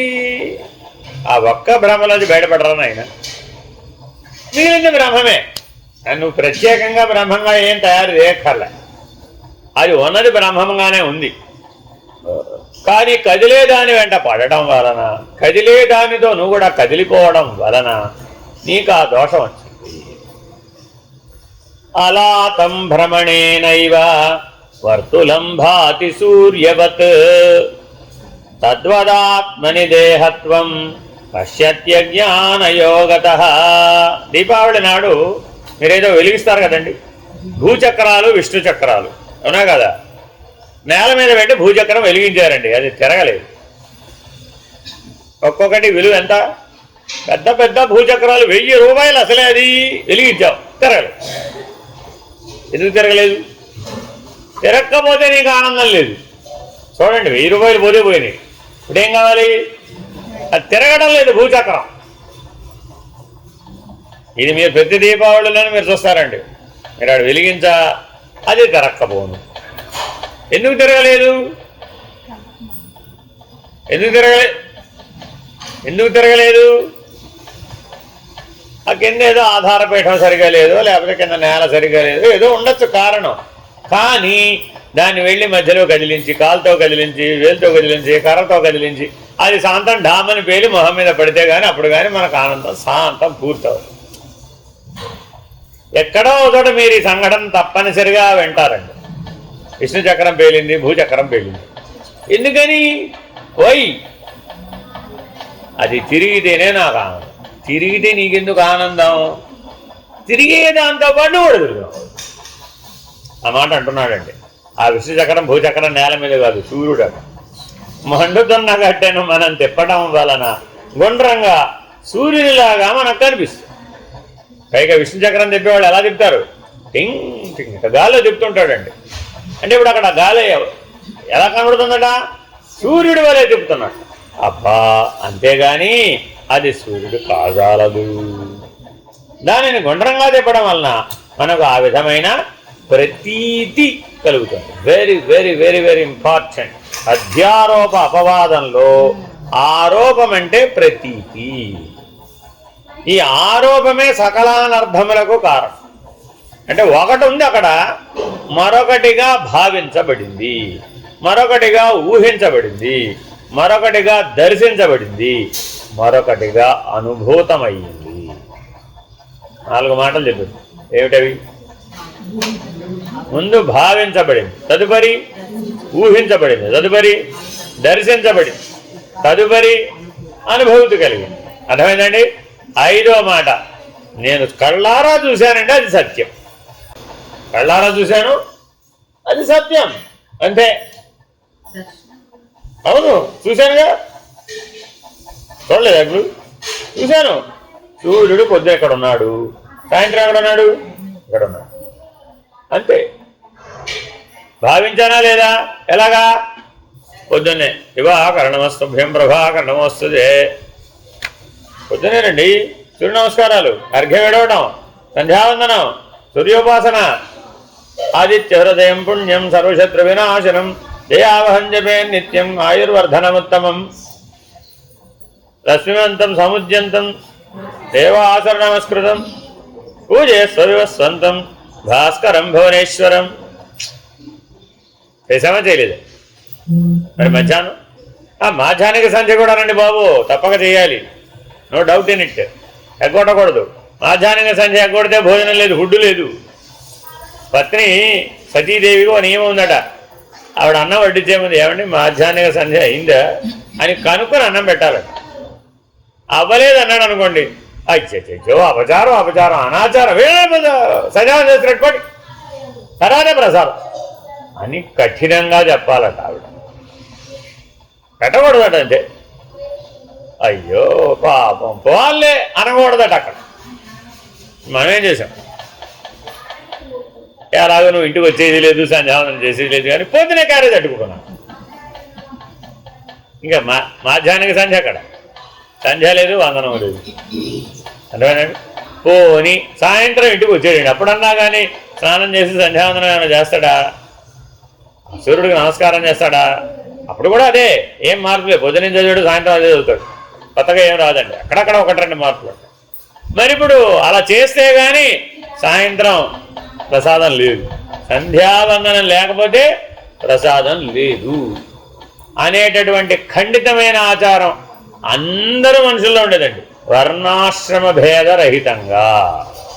దీనికి సూర్యుడికి నమస్కారం చేయడానికి వీళ్ళు వాళ్ళనే భేదం లేదు, పురుషులు స్త్రీలు వాళ్ళనే భేదం లేదు, అర్ఘ్యం విడవడానికి, సూర్యుడికి నమస్కరించడానికి ఏ వర్ణ జాతి కుల లింగ భేదములు లేనే లేవు. ఇది అందరూ చేయొచ్చు. దీనికి కష్టమేముందండి? ఇలా రోజు చేసేవాడిని అడిగామట, ఏమయ్యా సూర్యుడు కదలకుండా ఉంటున్నాడా, నువ్వు కదలకుండా ఉంటున్నావా? ఏం చెప్పాడండి? నా చిన్నప్పటి నుంచి క్రమం తప్పకుండా త్రిసంధ్యావందనం చేస్తూనే ఉన్నానండి. రోజు చూస్తూనే ఉన్నా, ప్రతిరోజు సూర్యుడు ఈ మూల నుంచి ఆ మూల గడుపు, నేను కదలకుండా. మరి ఇప్పుడు ఈ దోషం ఎందులో ఉంది? పైగా ఈ మాట వెళ్ళి ఎవరికి చెప్పాడు? పదార్థవాది దగ్గరికి వెళ్ళి చెప్పాడు. పైగా చార్వాకుడి దగ్గరికి వెళ్ళి చెప్పాడు. వాడేమన్నాడు? అందుకే చెప్పేది చదువుకోమని. చదువు లేకుండా ఆలోచిస్తే ఇలాగే ఉంటుంది. మూఢత్వం, నీదంతా అంధత్వం. కళ్ళున్నా చూడలేరు మీరు, గుడ్డివాళ్ళు. విజ్ఞానం లేదు, పాడు లేదు. సంధ్యావందనాడు సరే పోగలరు అన్నాడు. మోటార్ వాడికి ఏది సులభం అనిపించింది? నానా కష్టాలు పడి సంధ్యావందనం చేసి వాడి చేతి తిండి చూడడం ఎందుకు? ఏది చెయ్యక మిన్న కొంటే సరిపోతుందని 4 తరాలు మిన్న కొంది. ఇప్పుడు సంధ్య లేదు, వందనం లేదు, గోవింద నారాయణ. ఇంతేనా కదా? అంటే జ్ఞానం పొందే మార్గం లేకుండా పోయి. మనం తెలుసు ఆ విషయం, పెట్టినవాడిగా మాత్రం తెలియదేమిటి? ఆయన దాన్ని సరిగ్గా చూడడం నేర్చుకో. సూర్యస్థానం నుంచి సృష్టిని చూడడం నేర్చుకో అని చెప్పడం సంధ్యావందనం. మనమేం చేశాం? కదిలే సృష్టిలో భాగం అయిపోయి సూర్యుడు కూడా కదులుతున్నాడని చెప్పేశాం. సూర్యస్థానం నుంచి చూసి సృష్టి లేదురా బాబా అని చెప్పరా అంటే అది సంధ్యావందనం యొక్క లక్ష్యం. అంటే ఇక్కడి నుంచి అటు చూసి ఈ దోషాన్ని తీసుకెళ్ళి ఆయన కాపాడు. ఇప్పుడు ఏం చేయాలంట మరి? అది ఎలా ఉందట? మండుతున్న కట్టెని మనం తిప్పి నేను సూర్యుడిని సృష్టించాను అన్నట్టు.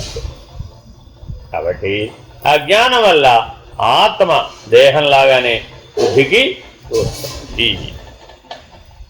మహత్వే సర్వవస్తూనామణుత్వం హతి దూరతః తద్వదాత్మని దేహత్వం పశ్యత్యజ్ఞానయోగతః. ఎంత పెద్ద వస్తువులైనా దూరం నుండి చూడడం వల్ల చాలా చిన్నవిగా కనిపిస్తాయి. అలాగే అజ్ఞానం వల్ల మానవుడు ఆత్మను దేహభావంతో చూస్తున్నాడు. కొండ అద్దమందు కొంచెమై కనపడదా అని పూర్వం ఒక ఆర్యోక్తి ఉండేది. అంటే అర్థమేంటి? కొండ అద్దమందు కొంచెమై కనపడదా అంటే అర్థమేంటి?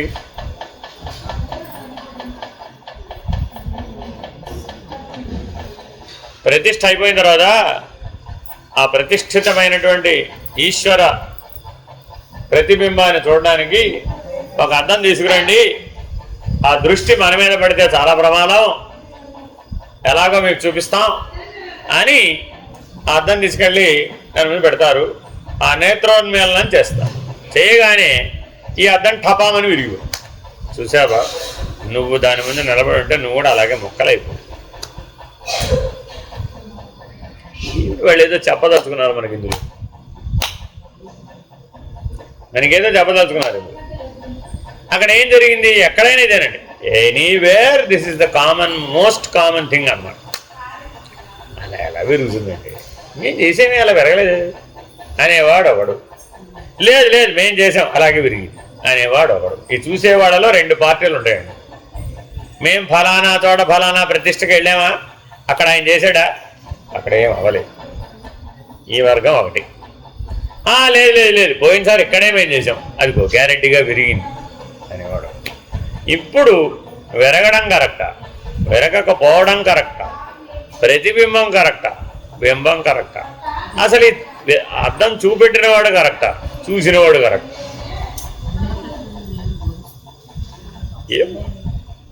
ఏదో జరిగి ఇప్పుడు ఎంతమంది ఉన్నారో లేదా ఇప్పుడు అక్కడ? అర్థం కరెక్టా? అసలు అర్థం కరెక్ట్ అయిందే ఉండాలి. అర్థమే ఆల్రెడీ ఊరికి విరిగిపోయేదేమిటి?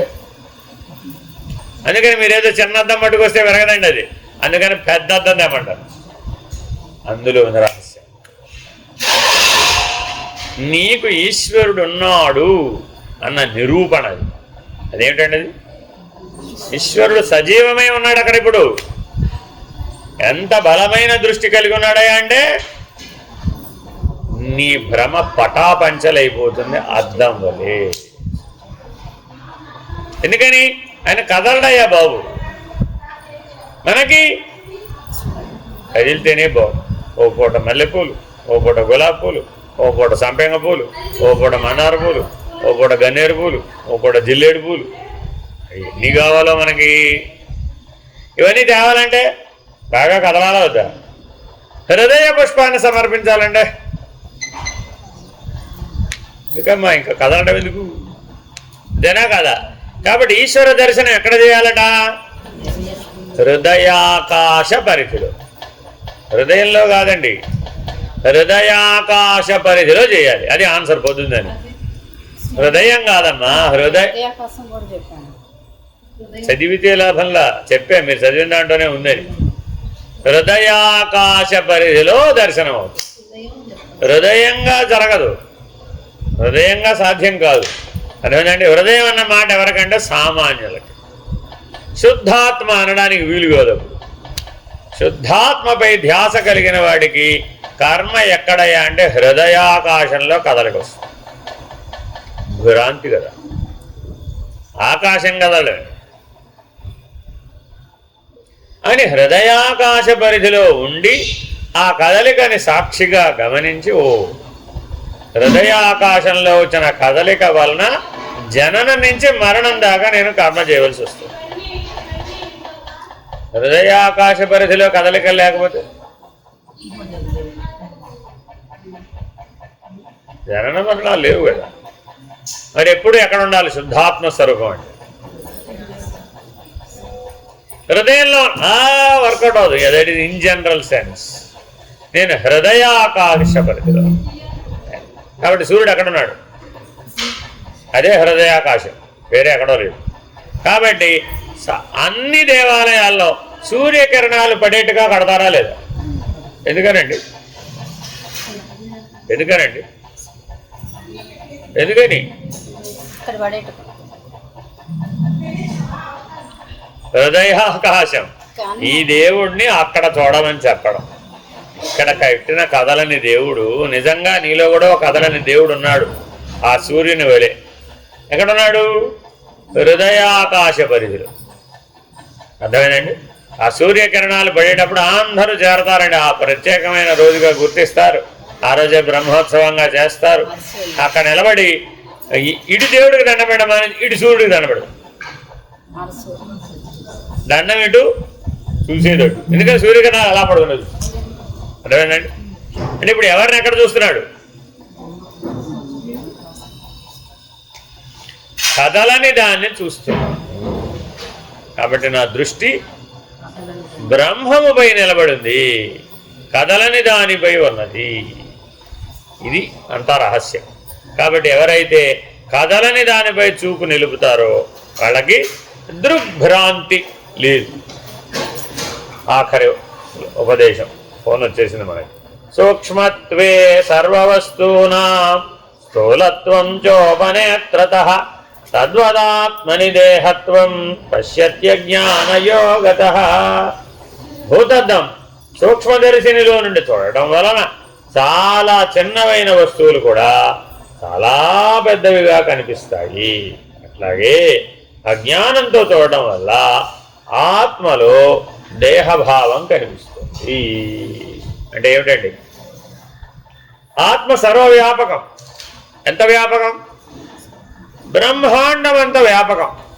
బ్రహ్మాండవంతమైన వ్యాపకంలో ఆవగింజంత ఉన్నదట నీ దేహం. అనంత సృష్టి మీద మన దేహం యొక్క పరిమాణం ఎంతండి? ఆవగింజంత. కానీ ఈ ఆవగింజంత మనకి ఎంత బరువుగా చూస్తుంది? ఏంటండి ఆవగింజ అంటే నేను 70, 80, 90, 100 కిలోలు ఉంటే నాకు అర్థం కాదు. ఆవగింజ ఏమిటి? బొమ్మడికాయ ఎంత ఉన్నా నేను ఎక్కడి నుంచి చూస్తున్నావు? నేను 6 అడుగులు నాకు తెలుసా? మీ పిల్లలందరూ ఏమంటారు? చూసుకో, నీకు నాకు లెవెల్ అయిపోయింది, నేను అంత అయిపోయింది తెలుసా? బాగా తెలుసుకోవాలండి. అంటే ముందు ఎక్కడి నుంచి మొదలు పెట్టాలి?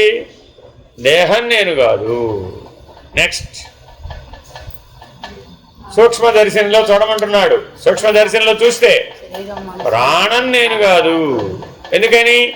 అనంత సృష్టి మీద నీ ప్రాణం యొక్క కదలిక ఎంత?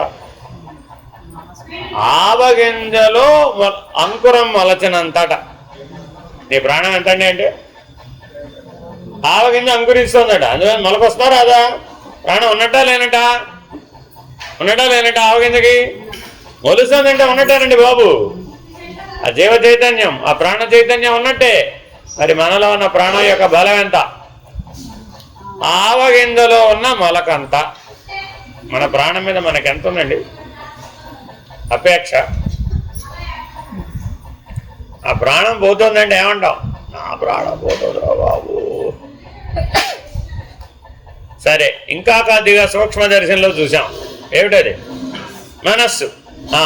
మన మనస్సు ఎంత? మీ మనస్సు యొక్క పరిమాణం ఎంతో తెలుసా మీకు? ఎవరికైనా తెలుసా? ఆవగింజ నుండి వచ్చిన మొలకపై ఉన్న తుషార బిందువు అంతటా. తుషార బిందువు అంటే తెలుసా? మంచు. రాత్రి మంచు పడిందటండి. ఆ మంచు పడడం వల్ల ఆ మంచు కరిగి చిన్న నీటి బొట్టు ఆ మొలక మీద కొద్దిగా నిలబడిందట, అంతే. తుషార బిందువు. నీ మనస్సు సైజు అదిట. దేంతో పోలిస్తే? అనంతంగా ఉన్న సృష్టితో, ఆత్మతో పోలిస్తే ఆవగింజ మొలక మీద ఉన్న తుషార బిందువు అంతటా నీ మనస్సు. కానీ మన మనస్సు గురించి ఏమనుకున్నాడు? అబ్బో, దాన్ని కట్టడం అసాధ్యమండి బాబు, అది ఏనుగంత ఉంటుంది బాబోయ్. వరే దాని ఒరిజినల్ సైజ్ ఎంత? తుషార బిందువు అయ్యా, అంతే.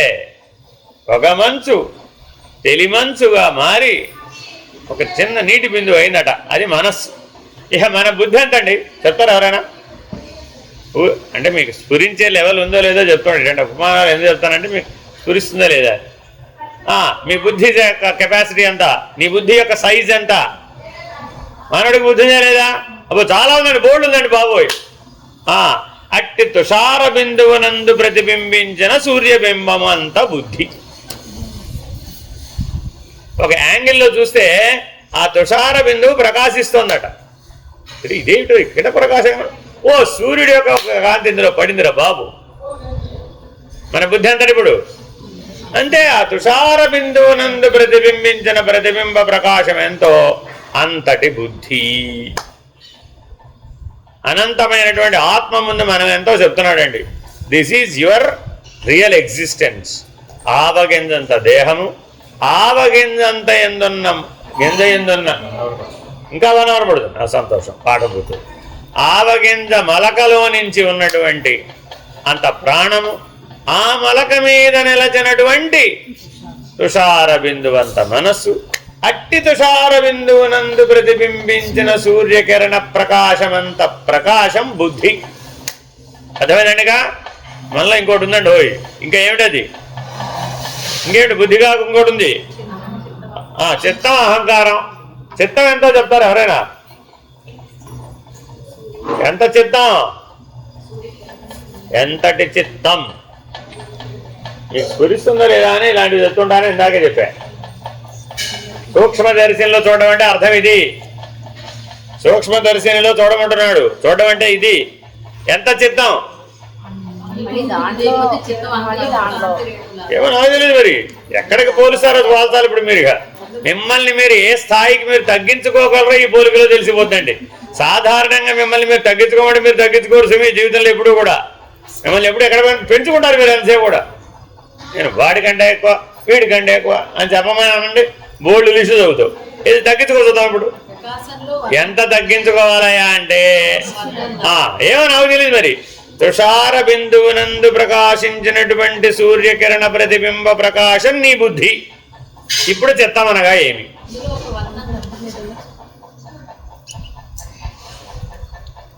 ఆయన తేల్చేశాడు కదండి ఇక్కడ. జ్ఞాత జ్ఞాన మూడు నేను కాదు, వీటికి అతీతము అని చెప్పేశారు ఆయన. అతీతంగా ప్రకాశించేవాడు నేను అన్నాడు. అసలు వాటికి ఎగ్జిస్టెన్స్ లేదు కదా, అనవసరం కదా అది. అసలు మనం ఎంతున్నామో తెలిస్తే కదా అహంకరించే ప్రయత్నం చేయాలో వద్దో చెప్పి. ఇప్పుడు మనం రోజువారీ జీవితంలో అహంకరిస్తున్నామా లేదా? ఆ వర్ణ పటలం, ఆ ప్రతిబింబ ప్రకాశం వర్ణ పటలమై కనబడిందట. ఆ ప్రతిబింబంలో 7 రంగులు కనబడుతున్నాయి. మళ్ళా ఒక వర్ణం కూడా కాదట, 7 రంగులు ఒకే ప్రతిబింబ ప్రకాశంలో కనబడ్డాయట. ఎందుకనిట? ఆ తుషార బిందువు ఒక పట్టకం వలె పనిచేసిందట. సూర్యుడు కాంతి అందులో పడి రిఫ్లెక్ట్ అయ్యి వర్ణపటలంగా 7గా విడిపోయిందట. తళతళా మెరుస్తుందట 7 వర్ణాలతో. బా, వజ్రపు తునక వలె ఉన్నది కదా ఇది. ఇప్పుడు అదేమిటది? వజ్రపు తునక, తుషార బిందువు కాదు ఇప్పుడు అది. ఎందువల్ల? వజ్రము వలె ప్రకాశిస్తున్నది, సప్తవర్ణ శోభితమై ఉన్నది. నిజంగా ఇక్కడ వల్ల వజ్రం పారేసుకున్నారో ఏటో. చిత్త విభ్రాంతి. చిత్తమునందు తోచినవనేంటి విభ్రాంతి, విశేషమైన భ్రాంతి. అసలు అక్కడ లేదు, విశేషం ఉందంటు అంతే. వాస్తవానికి అక్కడ ఏ విశేషం లేదు. కానీ చిత్తవృత్తి తోచినప్పుడల్లా అక్కడ ఏం కనబడుతుంది? మహానుభావుడు. ఏమో నాకట్ట కనబడలేదు. మీ ఆవిడ జగన్మాత అయ్యా బాబు, నాకట్ట కనబడలేదు. మీ ఆయన పరమేశ్వరుడమ్మ, నాకట్ట తోచడం లేదమ్మ తల్లి. ఎందుకని? నాకు చిత్త విభ్రాంతి లేదు. విభ్రాంతి ఉండుంటే పరమేశ్వరుడు కానీ తోచేది. నాకు ఉన్నది ఉన్నట్టుగా కనపడుతుంది కాబట్టే పరమేశ్వరుడు కాదు అంది ఈవిడ. రాంగ్ ఏం చెప్పలేదండి. ఎందుకు చెప్తున్నానంటే ఇలాగా మనలో కదిలే దాని, ఇక్కడ మనం మౌలిక లక్షణం ఏంటి ఇప్పుడు ఇక్కడ పరిశీలిస్తోంది మనం? కదిలే దాని వెంట పరిగెడుతోంది. కదలని దాన్ని చూస్తేనే తెలుస్తుంది నీకు. సత్య నిర్ణయం చేయాలంటే కదలని దాన్ని చూడాలి. అంటే ఇప్పుడు మన చిత్తం యొక్క సైజ్ ఎంత? అట్టి తుషార బిందువునందు ప్రతిఫలించిన సూర్యకాంతి చేత ఏర్పడిన సప్తవర్ణ పటలం ఎటువంటి విభ్రాంతియో నీ చిత్త విభ్రాంతి అటువంటిదే. ఇప్పుడు అహంకారం చెప్పడుతుందాం. అహంకారం చెప్పండి. మనలో అహంకారం ఎంత ఉన్నట్టు? ఎంత ఉన్నట్టు? రావాలి ఉండడం ఆకాశం అవుతుంది. ఎంత ఉంది మనలో అహంకారం? ఉపమానం దృష్ట్యా చూడాలి. అంటే అట్లా తగ్గించుకోవడం వస్తుందని అక్కడ అర్థం. అక్కడ కూడా అహంకారం ఉంది. అక్కడ ఏమిటది?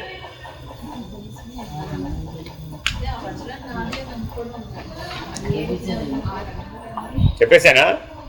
నేను చెప్తాలేండి, మీకు అంత ఊహరాజు. మీకు ఈ గమనిస్తూ ఉండగా తుషార బిందు అదృశ్యమైనంత అహంకారం. ఇదంతా చూస్తున్నాడండి. ఈ లోపల సూర్యకాంతికి ఏమైంది? ఆవిరి. అక్కడ తుషార బిందువు లేదు, సూర్యకాంతి లేదు, వర్ణపటలము లేదు, ఆవిరి. ఎంతసేపట్లో ఇదంతా నువ్వు చూసే లోపల అంత అహంకారం ఉన్నట్ట లేనట్టు? ఇప్పుడు లేని అహం వాయగద, వాయగద లేని అహం వాయగద. దానికంటే ముందేమో చెప్తారేమో చూస్తున్నాం. మాయ కదా, మాయ కదా లేని అహం వాయగద, ఉన్నది బ్రహ్మం వాయగద. మూడు మాటల్లో తేల్చేసాడు మొత్తం. ఈ ఉపమానం మొత్తాన్ని 3 మాటల్లో ఇమిట్ చేశాడు. ఏమిటది? మాయగద, లేని అహం వాయగద, ఉన్నది బ్రహ్మం వాయగద. ఇప్పుడున్నదేమిటి? కదలనే ఆత్మ. అదేమిటి? అది బ్రహ్మమే. ఇదంతా ఉంది. అప్పుడు పోయింది. పోయింది, అంతా పోయింది. మాయగద, మాయగద లేని అహం వాయగద, ఉన్నది బ్రహ్మం వాయగద. అంటే అసలు నా సాన్నిధ్యంతోనే నీకు ఆ ప్రకాశం వచ్చింది, అందువల్లే నువ్వు కదులుతున్నావు కదా అంటున్నాడు కదా. ఆ కదలంటలేదు కదా, అది ఆయన సాన్నిధ్యంతోనే వచ్చింది కదా ప్రకాశం అనేది. చెప్తాది కూడా. కాచ భూమౌ జలత్వం వా జలభూమౌ హి కాచతా తద్వదాత్మని దేహత్వం పశ్యత్యజ్ఞానయోగతః. వెరీ వెరీ ఇంపార్టెంట్ అండి. నున్నగా అద్దంలాగా చేయబడిన నేల యొక్క ఉపరిభాగం లేదా అద్దం పైభాగం చూచినప్పుడు అక్కడ నీరు ఉన్నట్లు కనిపిస్తుంది. అట్లాగే కదలకుండా స్వచ్ఛంగా ఉన్న నీటి పైభాగం అద్దంలాగా కనిపిస్తుంది. నీరు అద్దంలాగా, అద్దం నీరులాగా కనిపించడానికి కారణం భ్రమ. అట్లాగే అజ్ఞానం వల్ల ఆత్మయందు దేహభావం కలుగుతుంది. సాన్నిధ్య బలం చేత కలిగేటటువంటి లక్షణాలు బ్రహ్మాండంలో. ఇప్పుడు విచారణ ఎక్కడ చేస్తున్నాం? బ్రహ్మాండంలోనా పిండాండంలోనా?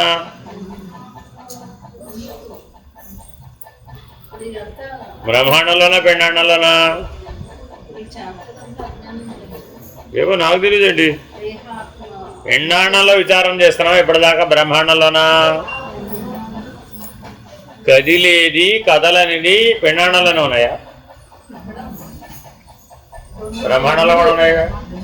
కాబట్టి ఇక్కడైనా కదలనిది, అక్కడైనా కదలనిది. మరి ఇప్పుడు అక్కడ కదలని దాని సాన్నిధ్యంలో అది కదులుతోందని అందామా? కదలని దాని యొక్క బలం చేత కదిలేది కదులుతోంది అన్నాడు పదార్థవాది. కదలని దాని సాన్నిధ్య బలం చేత కదిలేవన్నీ కదులుతున్నాయి అన్నాడు పదార్థవాది. నువ్వేం కొత్తగా చెప్పేవాళ్ళుగా. న్యూక్లియస్ కదలటం లేదండి అంతే అని మిగిలిన తిరుగుతున్నాయి. కొన్ని తిరిగి ఆగిపోవచ్చు, కొన్ని ఎప్పటికీ తిరుగుతూ ఉండవచ్చు, కానీ న్యూక్లియస్ మాత్రం కావాలి. అర్థమైందండి? నేనేమంటారు? కేంద్రీయ సిద్ధాంతం. నేనేమంటారండి? కేంద్రీయ సిద్ధాంతం అంటే ఒక కేంద్రం ఉంది, మిగిలిన ఆ కేంద్రం చుట్టూ తిరుగుతుంది. Solar network. సౌర కుటుంబంలో సూర్యుడు కేంద్రంలో ఉన్నాడు, మిగిలినవి సూర్యుడు చుట్టూ తిరుగుతున్నాయి. దీన్ని ఏకకేంద్ర సిద్ధాంతం అంటారు. కానీ విశ్వం ఏకకేంద్ర సిద్ధాంతంగా లేదు. చాలా విశ్వాలు. ఈ సూర్యుడు ఆ నవగ్రహాలను వేసుకుని గెలాక్సీలో 232 సంవత్సరాల పాటు ఒక రౌండ్ వేసి వస్తాడు. అది కూడా ఒకటే. సరే, ఎలా ఎక్కడైనా జరగనివ్వండి. ఈయన బ్రహ్మాండంలో తిరిగి వస్తుంది, తిరిగి రావట్లేదు. అనంత విశ్వంలో అక్కడ కూడా తిరిగి వస్తుంది. విశ్వం అంతా జరగడం లేదా? ఏదో మొత్తానికి ఎన్నన్నా రాసుకో, నీ ఇష్టం. సరే, మరి ఇప్పుడు అన్ని విశ్వం కదులుతోంది, బ్రహ్మాండం కదులుతోంది, అలాగే పిండాండం కూడా కదులుతుంది. అన్నీ కదులుతుంటే కనబడుతున్నాయి, కదలంది ఏం కనబడటం లేదే. మరి నీ ఏకకేంద్ర సిద్ధాంతంలో ఒకటి కదలిందే ఉండాలి కదా. అప్పుడేగా మిగిలిన దాన్ని కంపారిటివ్ సెన్స్లో నిర్ణయించావు. కానీ వేదాంత నిర్ణయం కంపారిటివ్ సెన్స్ కాదు కదా, సాపేక్షం కాదు కదా. రెండు లేవు కదా. రెండు ఉంటే కదా అసలు చెప్పడానికి. ఒకటి కదలని దాని వల్ల మిగిలినవన్నీ కదులుతున్నాయని చెబితే అక్కడ ఒకటా రెండా? రెండు కదా మరి. కానీ మేము అలా చెప్పడం లేదే. కదలనిదంతా ఆత్మయే, అది ఏ సర్వవ్యాపకం. మన దృష్టి అంతా ఇప్పుడు దేని మీద పెట్టాము? కదలని దాని మీదే పెట్టాం. అసలు కదిలే దాని మీద మనకు సందర్భం లేదు అక్కడ. కానీ కదిలే దానిని నువ్వు విసర్జించడం ఎలాగా, దృష్టి పెట్టకుండా ఉండడం ఎలాగా, నిషేధించడం ఎలాగా, నిధ్యాత్మని నిరూపించడం ఎలాగా, వదిలేయడం ఎలాగా? ఎందుకని నీ దృష్టి అంతా దాని మీద ఉంది కాదు. నువ్వు దృష్టి పెట్టలేదండి, కదలంది ఏమైపోతుంటావు? అదేం మారదు. నువ్వెవ్వరూ దేవాలయానికి వెళ్ళలేదండి, దేవుడికి ధూపదీప నైవేద్యాలు పెట్టలేదండి, దేవుడు ఏమవుతుంటావు దేవుడికి? అదేమిటి? దేవుడికి ఆకలేదు, 4 రోజుల పాటు నైవేద్యం పెట్టకపోతే నిరసించిపోడు. సెలైన్ పెట్టొద్దా దేవుడికి కూడా?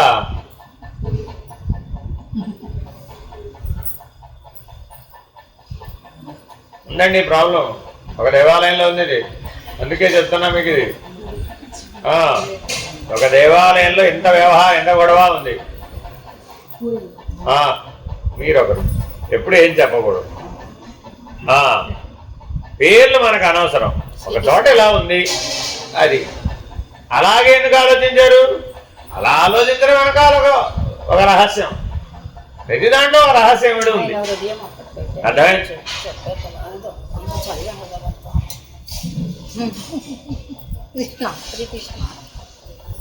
అదేనండి, ద్వైత భ్రాంతి తొలగించడం చాలా చాలా కష్టం, అత్యంత కష్టం. ఎందుకని అంటే ఒక్కదాని మీద చూపు నిలబడం నీకు రాదు, అసలు రానే రాదండి. ఎందుకనంటే ఒక్కదాని మీద చూపు నిలబగానే ఆ ఒక్కటి లేకుండా, ఆ ఒక్కటి లేకుండా పోగానే నీకు మృత్యు భయం వస్తుంది.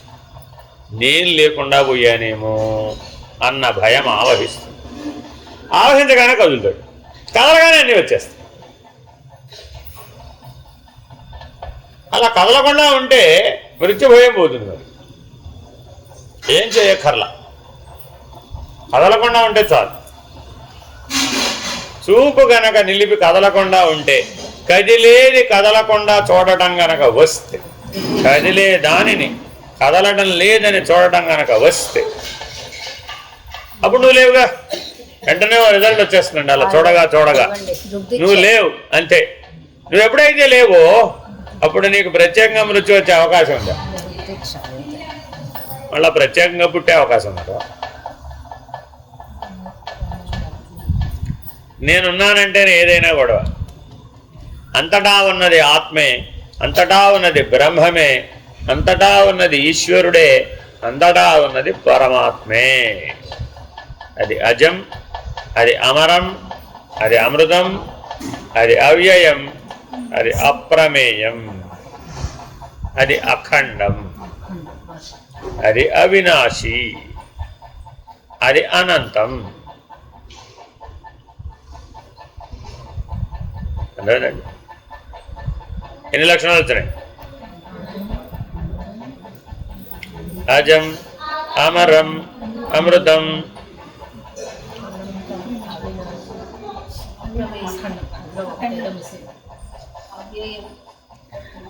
అజం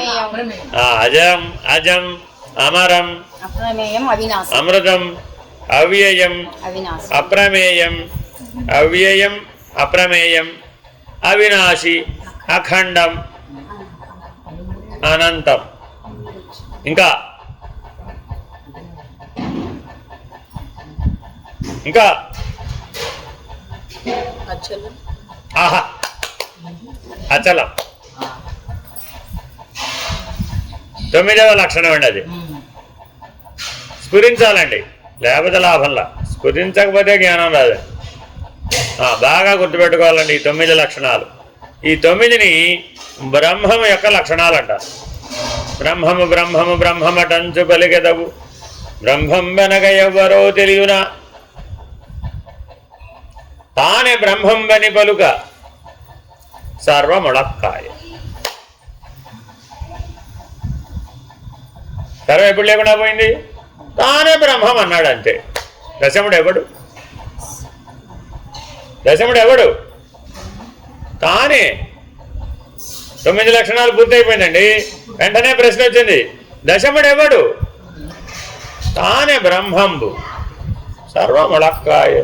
ఫినిష్డ్.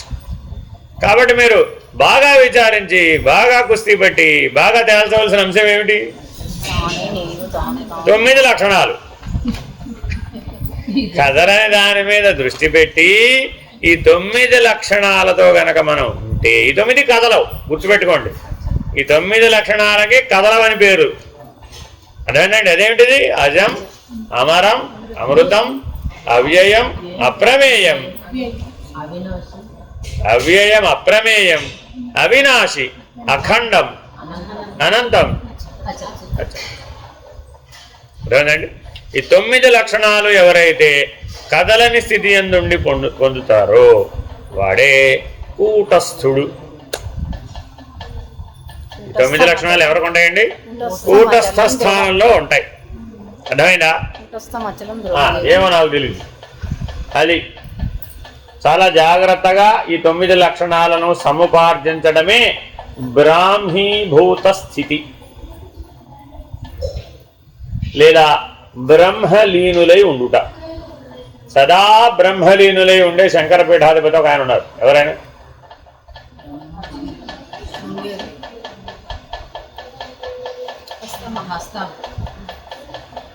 హస్తామలకుడు. ఆయన పుడుతూనే బ్రహ్మలీనుడిగా పుట్టాడు, చివరికి శరీరం పడిపోయే వరకు బ్రహ్మలీనుడిగానే ఉన్నాడు అంతే. అర్థమేనండి? అలాగా ఆ జాగ్రత్తగా, అంటే ఈ 9 లక్షణాలు ఆయనలో సహజ సిద్ధంగా ఉన్నాయండి. మనమేమో నానా కష్టాలు పడి నేర్చుకోవాలి అంతే. తేడా ఆయనకి మనకి పెద్ద తేడా ఏమి లేదంతే. అది యద్వదగ్నౌ మణిత్వం హి మణౌ వా పహ్నితః పుమాన్ తద్వదాత్మని దేహత్వం పశ్యత్యజ్ఞానయోగతః. మానవుడు నిప్పు కణాన్ని చూచి మణి అని భ్రమను పొందవచ్చు. అట్లాగే మణిని చూచి నిప్పు కణమని భ్రమించవచ్చు. ఈ విధంగానే అజ్ఞానంతో కూడి ఉన్నందునే ఆత్మను దేహంగా భ్రమిస్తున్నాడు. ఒక ఆయన మణుల వ్యాపారం బాగా చేస్తాడండి, రత్నాల వ్యాపారం. ఆయనకున్న జ్ఞానం ఏమిటి? జమాలజీ, రత్నశాస్త్రం బాగా తెలుసు. ఆయనను అడిగాం వెళ్ళి, ఏమండి మాకు ఒక సూర్యకాంత మణి కావాలి. ఇప్పుడన్నా విన్నారా? సూర్యకాంత మణి అంటే ఏమిటి? సన్ స్టోన్, ఇంగ్లీష్లో చెప్తే ఏంటండి సన్ స్టోన్, సూర్యకాంత మణి. అది కూడా స్ఫటికాల్లో ఓ స్ఫటికం లాంటిది అనుకోండి. ఆ మణిని పట్టుకెళ్ళి సూర్యకాంతి ముందు పెట్టామనుకోండి, సూర్యుడి వలె ప్రకాశిస్తుంది. దానికి ఇంకేం చేయక్కర్లా. మామూలు స్ఫటికాలు అంతా బాగా ప్రకాశిస్తాయి కానీ సూర్యుడి వలె ప్రకాశించవు. కానీ ఈ సూర్యకాంత మణి మీద కనుక సూర్యకాంతి పడితే అది మరొక సూర్యుడిలాగా ప్రకాశిస్తుంది. మరి ఇప్పుడు ఆ మణి విశేషమేనా కాదా? ఎవరో తెలియదు. సూర్యుడు విశేషం అంటావా? ఇప్పుడు సూర్యకాంత మణి విశేషం అంటావా? సూర్యకాంత మణిని పట్టుకెళ్ళి చీకట్లో పెట్టాం, ప్రకాశించాలి కదా. మరి అదేమిటి? దానికి స్వయంగా ప్రకాశించే లక్షణం లేదమ్మా. అలాగే ఆత్మ సూర్యుడు వంటిది, దేహం సూర్యకాంత మణి వంటి. తక్కువ ఏం చేయలేము ఈ దేహాన్ని. ఓయ్ నాకంటే బాధపడిపోతున్నారు ఆవగందన్నారని మనసులో తెగ బాధపడిపోతుంది. ఏమిటంటే మమ్మల్ని తక్కువ చేసేది. మీ దేహం ఎటువంటిదట? సూర్యకాంత మణి వంటిది. కానీ దీన్ని పట్టుకెళ్ళి చీకట్లో పెడితే ఎక్కడుందో వెతకడం చాలా కష్టం. పగలు మాత్రం బాగా కనబడుతున్నాడు. చీకట్లో కనబడుతుందంటే అర్థం ఏంటి? గాఢ నిద్రలో నీ దేహం ఎక్కడ ఉంది? పోయింది. ఎక్కడికి పోయిందో తెలియదు ఈ సూర్యకాంత మణి. అవునా కదా? ఎందుకనిట? నీ హృదయాకాశ పరిధిలో ప్రకాశించే సూర్యుని యొక్క కాంతి బయటికి ప్రసరించనివ్వకుండా నీ హృదయాన్ని నిద్ర అనేటటువంటి తమో గుణం ఆవరించింది. నిజంగా నీ హృదయాకాశ పరిధిలో ఆత్మ అనే సూర్యుడు ఎప్పుడూ ఉన్నాడు, పరమాత్మ అనే సూర్యుడు ఎప్పుడూ ఉన్నాడు. కానీ చుట్టూ ఏమైపోయింది? బయట అలాగైతే చీకటి వచ్చేసిందో లోపల కూడా హృదయం చుట్టూదా చీకటి వచ్చేసింది. చీకటి వచ్చేసేటప్పటికి ఆ హృదయంలో ప్రకాశిస్తున్న సూర్యుని యొక్క ప్రకాశం ఎవరి మీద పడలేదు? సూర్యకాంత మణి మీద పడలేదు. మరి అప్పుడు ఈ మణి ఏమైపోయింది? అప్రకాశ్యం. అర్థమైందండి? అదేమో స్వయం ప్రకాశం, ఇది అప్రకాశ్యం. చాలా ఎంత వెతికినా కనపడలేదు. గాఢ నిద్రలో ప్రతి ఒక్కరిని ఒకటి వెతకమంటున్నాడు. ఏమిటది? నీకెంతో ప్రధానమైన దేహం ఎక్కడ?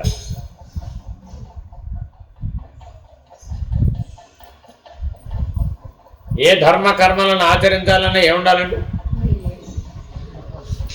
దేహే గేహే చ రెండు ఉండాలండి. వీడు దేహము గేహము. గేహం అంటే ఇల్లు, దేహము గేహము ఈ రెండు ఉండాలండి. సర్వధర్మ కర్మలు ఆచరించాలంటే ఏముండాలండి? దేహే చ గేహే చ. అర్థమైందండి?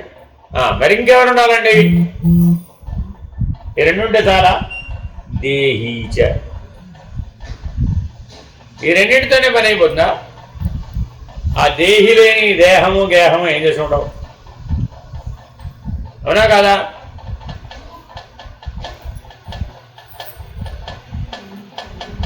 ఎవరైనా వెళ్ళిపోయారండి ఇంట్లో, ఆ రోజు వంట చేస్తారంటారా చేయరంటారు? అరే ఎందుకనండి వంట ఎందుకు చేయకూడదు? వంట ఎందుకు చేయకూడదమ్మా? ఇస్తే ఆయన తినేస్తాడు అన్ని. పెద్ద పెద్ద భ్రాంతులు పెట్టడంలో మనరాదే నెంబర్ 1 ఎవరు లేదు. పోయిన వాడు ఎలా తింటాడండి? ఆలోచించండి. సూక్ష్మ శరీరంతో ఇక్కడే తిరుగుతూ ఉంటాడు. వండితే ఆహారంలో ప్రవేశించేసి మనకు కూడా ఆ లక్షణాలను వచ్చేస్తుంది. మనం కూడా బాగుంటాం. అలా సత్యమేనా? చూడండి, ఇట్లా చెప్తే ఎవరైనా నమ్ముతారా? కానీ మీ ఆచారంలో ఉందా లేదా? ఎందుకు ఎందుకు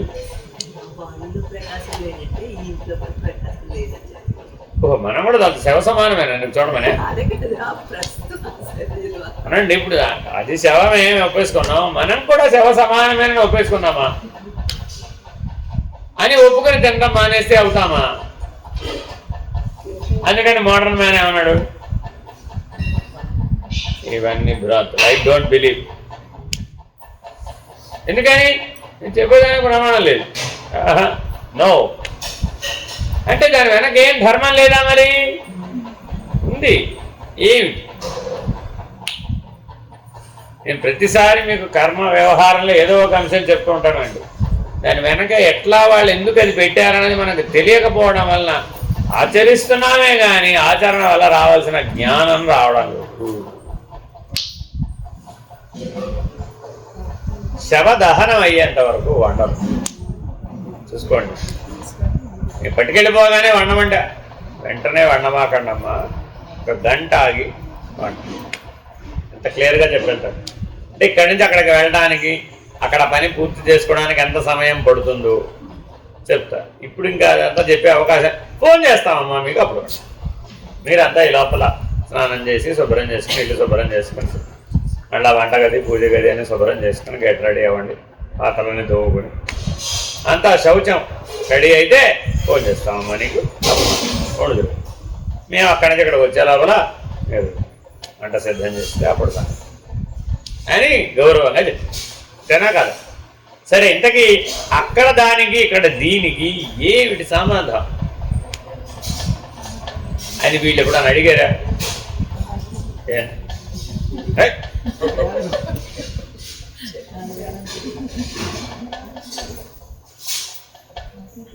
అంటే కనీసం అక్కడ శవదహనం అయ్యేంత వరకైనా నువ్వు ఏడుచు కూర్చోవాలి అనే అలా అన్నారనుకోండి, మీరు ఒప్పుకుంటారు ఎవరైనా? అసలు మాకు ఇప్పుడే లేదు, అప్పటిదాకా ఎందుకు చెప్తాం? మోడర్న్ మ్యాన్ ఏమన్నాడు ఇప్పుడు? మీరు అక్కడ దాకా చెబుతున్నారు, మేము ఇప్పుడే ఆడవట్లేదు. మేము ఆల్రెడీ డిటాచ్డ్, మాకు ఆ గొడవ ఏం లేదు. చూడండి, మీరు కావాల్సి వస్తే పాత వాళ్ళకి ఇంకేమైనా దుఃఖం ఉంటే ఉండవచ్చేమో, కానీ మోడర్న్ వాళ్ళకి అసలే ఉంటే ఇప్పుడే దుఃఖం లేదు, అప్పుడు సంగతి. ఎందుకని? They're already detached. అంటే మరి ఇప్పుడు వాళ్ళు బాగా డెవలప్ అయిపోయినాడేనా? అండర్ డెవలప్మెంటే రాలేదు రాదండి. కానీ అక్కడ దాని వెనుకున్న ధర్మసూత్రం ఏమిటంటే, నిన్ను పవిత్రీకరించున్నది అగ్ని. సర్వం జ్ఞానేంధనం దహి. నాయన, మిగిలిన పనులన్నీ పక్కకు పెట్టి విచారణ చెయ్యి. అందరినీ ఏడవమని చెప్పలేదు, సైలెంట్గా ఉండి కొద్దిగా విచారణ చేయండి. ఇంకే పనులు పెట్టుకోమాకండి. ఈ సందర్భం అలా రాదు. నీ ఫ్యూచర్ అక్కడ కనబడుతుంది కదా ఆల్రెడీ. అదేమిటి? నీ ఫ్యూచర్. మనం కూడా ఇలాగే అవుతాం కదా సమ్ డే. మరి ఇప్పుడు బ్రతికుండి మనం ఏం సాధించాము? చూడండి, మీరు అక్కడ మాట్లాడుకునే వాళ్ళందరూ పోయినోడు ఏం సాధించారో చెప్తుంటారు. ఎంతసేపు చర్చ ఎంతసేపు సాగుతుంది దేనికంటే, ఈ పోయినోడు ఏం చేశాడు, ఏం సాధించాడు, ఏమైంది, ఏం పోనీ వాడు ఎక్కడ ఫెయిల్ అయ్యాడు, ఆ విషయాలే చెప్తారు. అంతే తప్ప అది మన ఫ్యూచరు, మన భవిష్యత్తు మన కళ్ళ ముందు కనబడుతుంది. మనం జ్ఞానాగ్నిదగ్ధ కర్మాణం అయ్యామా అని అది అక్కడ ఉండగానే నిన్ను విచారణ చేయమంటున్నాడు. తీసుకెళ్ళిపోయిన తర్వాత కాదు, అక్కడ ఉండగా మిగిలిన వాళ్ళకి ఎవరికి పని ఉండదండి. అక్కడ పనిచేసేవాడు ఎవరు ఒకళ్ళు ఇద్దరు ఉంటారని వాళ్ళ పని వాళ్ళు చేస్తుంటారు. మిగిలిన వాళ్ళందరూ ఏం చేయాలి? విచారణ చేయి. సర్వం జ్ఞానేంధనం దహి. ఈ బడుగు బిడ్రవాడు ఈ మాటలనే చెప్తారండి. స్టోరీ, ఈ కథ అంతా ఉంటుంది. ఇది తెప్పుకోమంటే మాత్రం అందుకని నువ్వు రోజు చేసే ఏ పని చేయొద్దాం. అన్నం అంటే ఒక్కటే కాదండి, నువ్వు ఏ పని చేయవు. ఆ రోజున ముగ్గేయవు, ఏం పశువులకు పాలు తీయరు, ఇంట్లో ఆ రోజు డైలీ రొటీన్ జీరో, అంతే. ఎందుకని? కూర్చొని ఆలోచించరా బాబు. It is the day to think, rethink. సమీక్షించే రోజు ఆ రోజు. సర్వం జ్ఞానేంధనందహి. అది మళ్ళా ఇక్కడి నుంచి అక్కడికి వెళ్ళి ఆ దహన అయిపోయింది, ఈ టైంకి అయిపోయింది అని మేము చెప్తే అక్కడ ఏమైపోయినట్టు? ఇప్పుడు వెళ్ళిన వాళ్ళకి దర్శనం ద్వారా సర్వం జ్ఞానేంధనందహి. వాళ్ళకు కూడా ఒక పాఠం చెప్పాడు. వీడు ఇప్పుడు పట్టుకెళ్ళేప్పుడు ఏం సత్యం అనుకున్నాడు? రామనామ సత్యహై, రామనామ సత్యహై అని పట్టుకెళ్ళాడండి. పట్టుకెళ్ళి అక్కడికి వెళ్ళి ఏం చేశాడు? చేశాడా చేయలేదా? ఇప్పుడు చెయ్యాలా వద్దా? చేసేటప్పుడు నీకేం తోచాలి? చేసేటప్పుడు ఏం తోచాలి? రామనామ సత్యహై. కానీ వాడికి ఏం తోచింది? అంత అయిపోయింది. ఏమిటైపోయింది ఇప్పుడు నీకు? అంటే ఏం తోచలేదు, సత్యదర్శనం కాలేదు. వెళ్ళేటప్పుడు అందుకే ఎక్కడ ఆపొద్దంటారండి. బయలుదేరిన తర్వాత మధ్యలో ఆపకూడదు, వెళ్ళండి, ఆగకుండా వెళ్ళమంటాం. ఎందుకని? అంత కంటిన్యూస్ ప్రాసెస్గా సత్యదర్శనం చేస్తే ఆ చివరి భాగం నీకు జ్ఞానానికి మార్గం. ఓరే పిడికడు బుడి తప్ప ఏం మిగలేదురా బాబు. సర్వం జ్ఞానేంధనందహి. మొత్తం జ్ఞానం అనేటువంటి అగ్నిలో దహించుకుపోవలసిందే, ఏది మిగలదు. ఇంతకీ కర్తలో అహం ఉండాలంటారా వద్దంటారా? ఇంతకీ ఇప్పుడు ఈ మొత్తానికి కర్త కూడా ఉంటాడా ఉండడా? ఉండడా? ఎక్కువ దుఃఖం ఎవరికి వస్తున్నాడు? చూసేవాళ్ళకా కర్తగా? అసలు జ్ఞానం ఎవరికి రావాలి?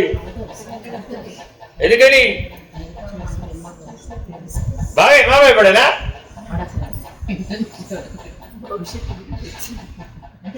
వాడి ఫ్యూచర్ ఏదో వాడికి కనపడిందనే. ఎలా చెప్పుకున్నప్పటికీ సత్య దర్శనం వెరీ వెరీ ఇంపార్టెంట్. ఆ రోజు ఏమిటండి? సత్యానికే ప్రాధాన్యత. అందుకని కొన్ని సందర్భాలలో మనం ఏం చేసాం? ఆ పని తప్ప వేరే పని చేయకూడదు కామన్. అర్థమైందండి? సో ప్రతి చోట మనం దేనికి ప్రాధాన్యత ఇచ్చామంటే సత్యం, జ్ఞానం, అనంతం బ్రహ్మ. ఇప్పుడు వాడు ఎక్కడికి వెళ్ళాడండి అని అడిగాం. సత్తాను ఏమయ్యా మీ నాన్న ఎక్కడికి పంపించు? అనంతలోక. ఆన్సర్ తక్కువని చెప్తాడండి. సత్యం, జ్ఞానం, అనంతం బ్రహ్మ. అనంత లక్షణం ఎందులో? అది బ్రహ్మ లక్షణం. వీడు ఈ మాట చెప్పి ఏడుచాడు. చూడండి మీరు కావాల్సి వస్తే ఆ మాట చెప్పి అనంత లోకాలని చెప్పి ఏడుచాడు. వెంటనే వాళ్ళ పెద్దవాళ్ళు ఎవరుంటారో బాబాయ్, ఎందుకురా ఏడుస్తావు? మీ నాన్న జ్ఞాని, నువ్వు ఏడుస్తావేరా? ఆయన జ్ఞానంలో కొద్దిగానే నీకు రావద్దురా అంట. అప్పుడు ఏం దేని గురించి గుర్తు చేసినట్టు? అనంతం, జ్ఞానం. అరే బ్రహ్మలక్షణం రా బాబు అది. అందుకని జంధ్యం మెడలో ఉన్నటువంటి వాడు ఎప్పుడు దుఃఖించడు. ఇది మెడలో వేసినప్పుడు చెప్తారన్నమాట, ఆయన జీవితంలో ఎప్పుడు దుఃఖించకు. ఇది జ్ఞానం, ఇది బ్రహ్మసూత్రం. ఇది ఉంటే నువ్వు జ్ఞానివి. జ్ఞానం ఉన్నవాడు దుఃఖించడు. నీకు బ్రహ్మలక్షణం ఒకటి వచ్చేసిరా దానండి. అందుకని బ్రాహ్మీభూత స్థితి పొందాలంటే ఏం కావాలి? ఇప్పుడు మనకు జ్ఞానం. ఆ జ్ఞానమే సత్య దర్శనానికి కారణం. ఆ జ్ఞానమే అనంతత్వానికి కూడా కారణం. కాబట్టి జ్ఞానం లేకపోతే సత్య దర్శనానికి వీలు కాదు, అనంతత్వము సాధ్యం. ఎప్పటికైనా మనం తప్పక సాధించవలసిందేంటి? సత్యం, జ్ఞానం, అనంతం బ్రహ్మ.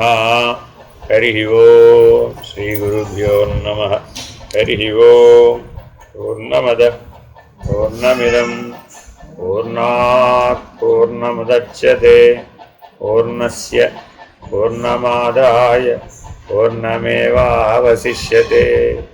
ఓం తత్సత్. ఓం శాంతి శాంతి శాంతి. హరి ఓం శ్రీ గురుభ్యో నమః హరి ఓం నారాయణ నారాయణ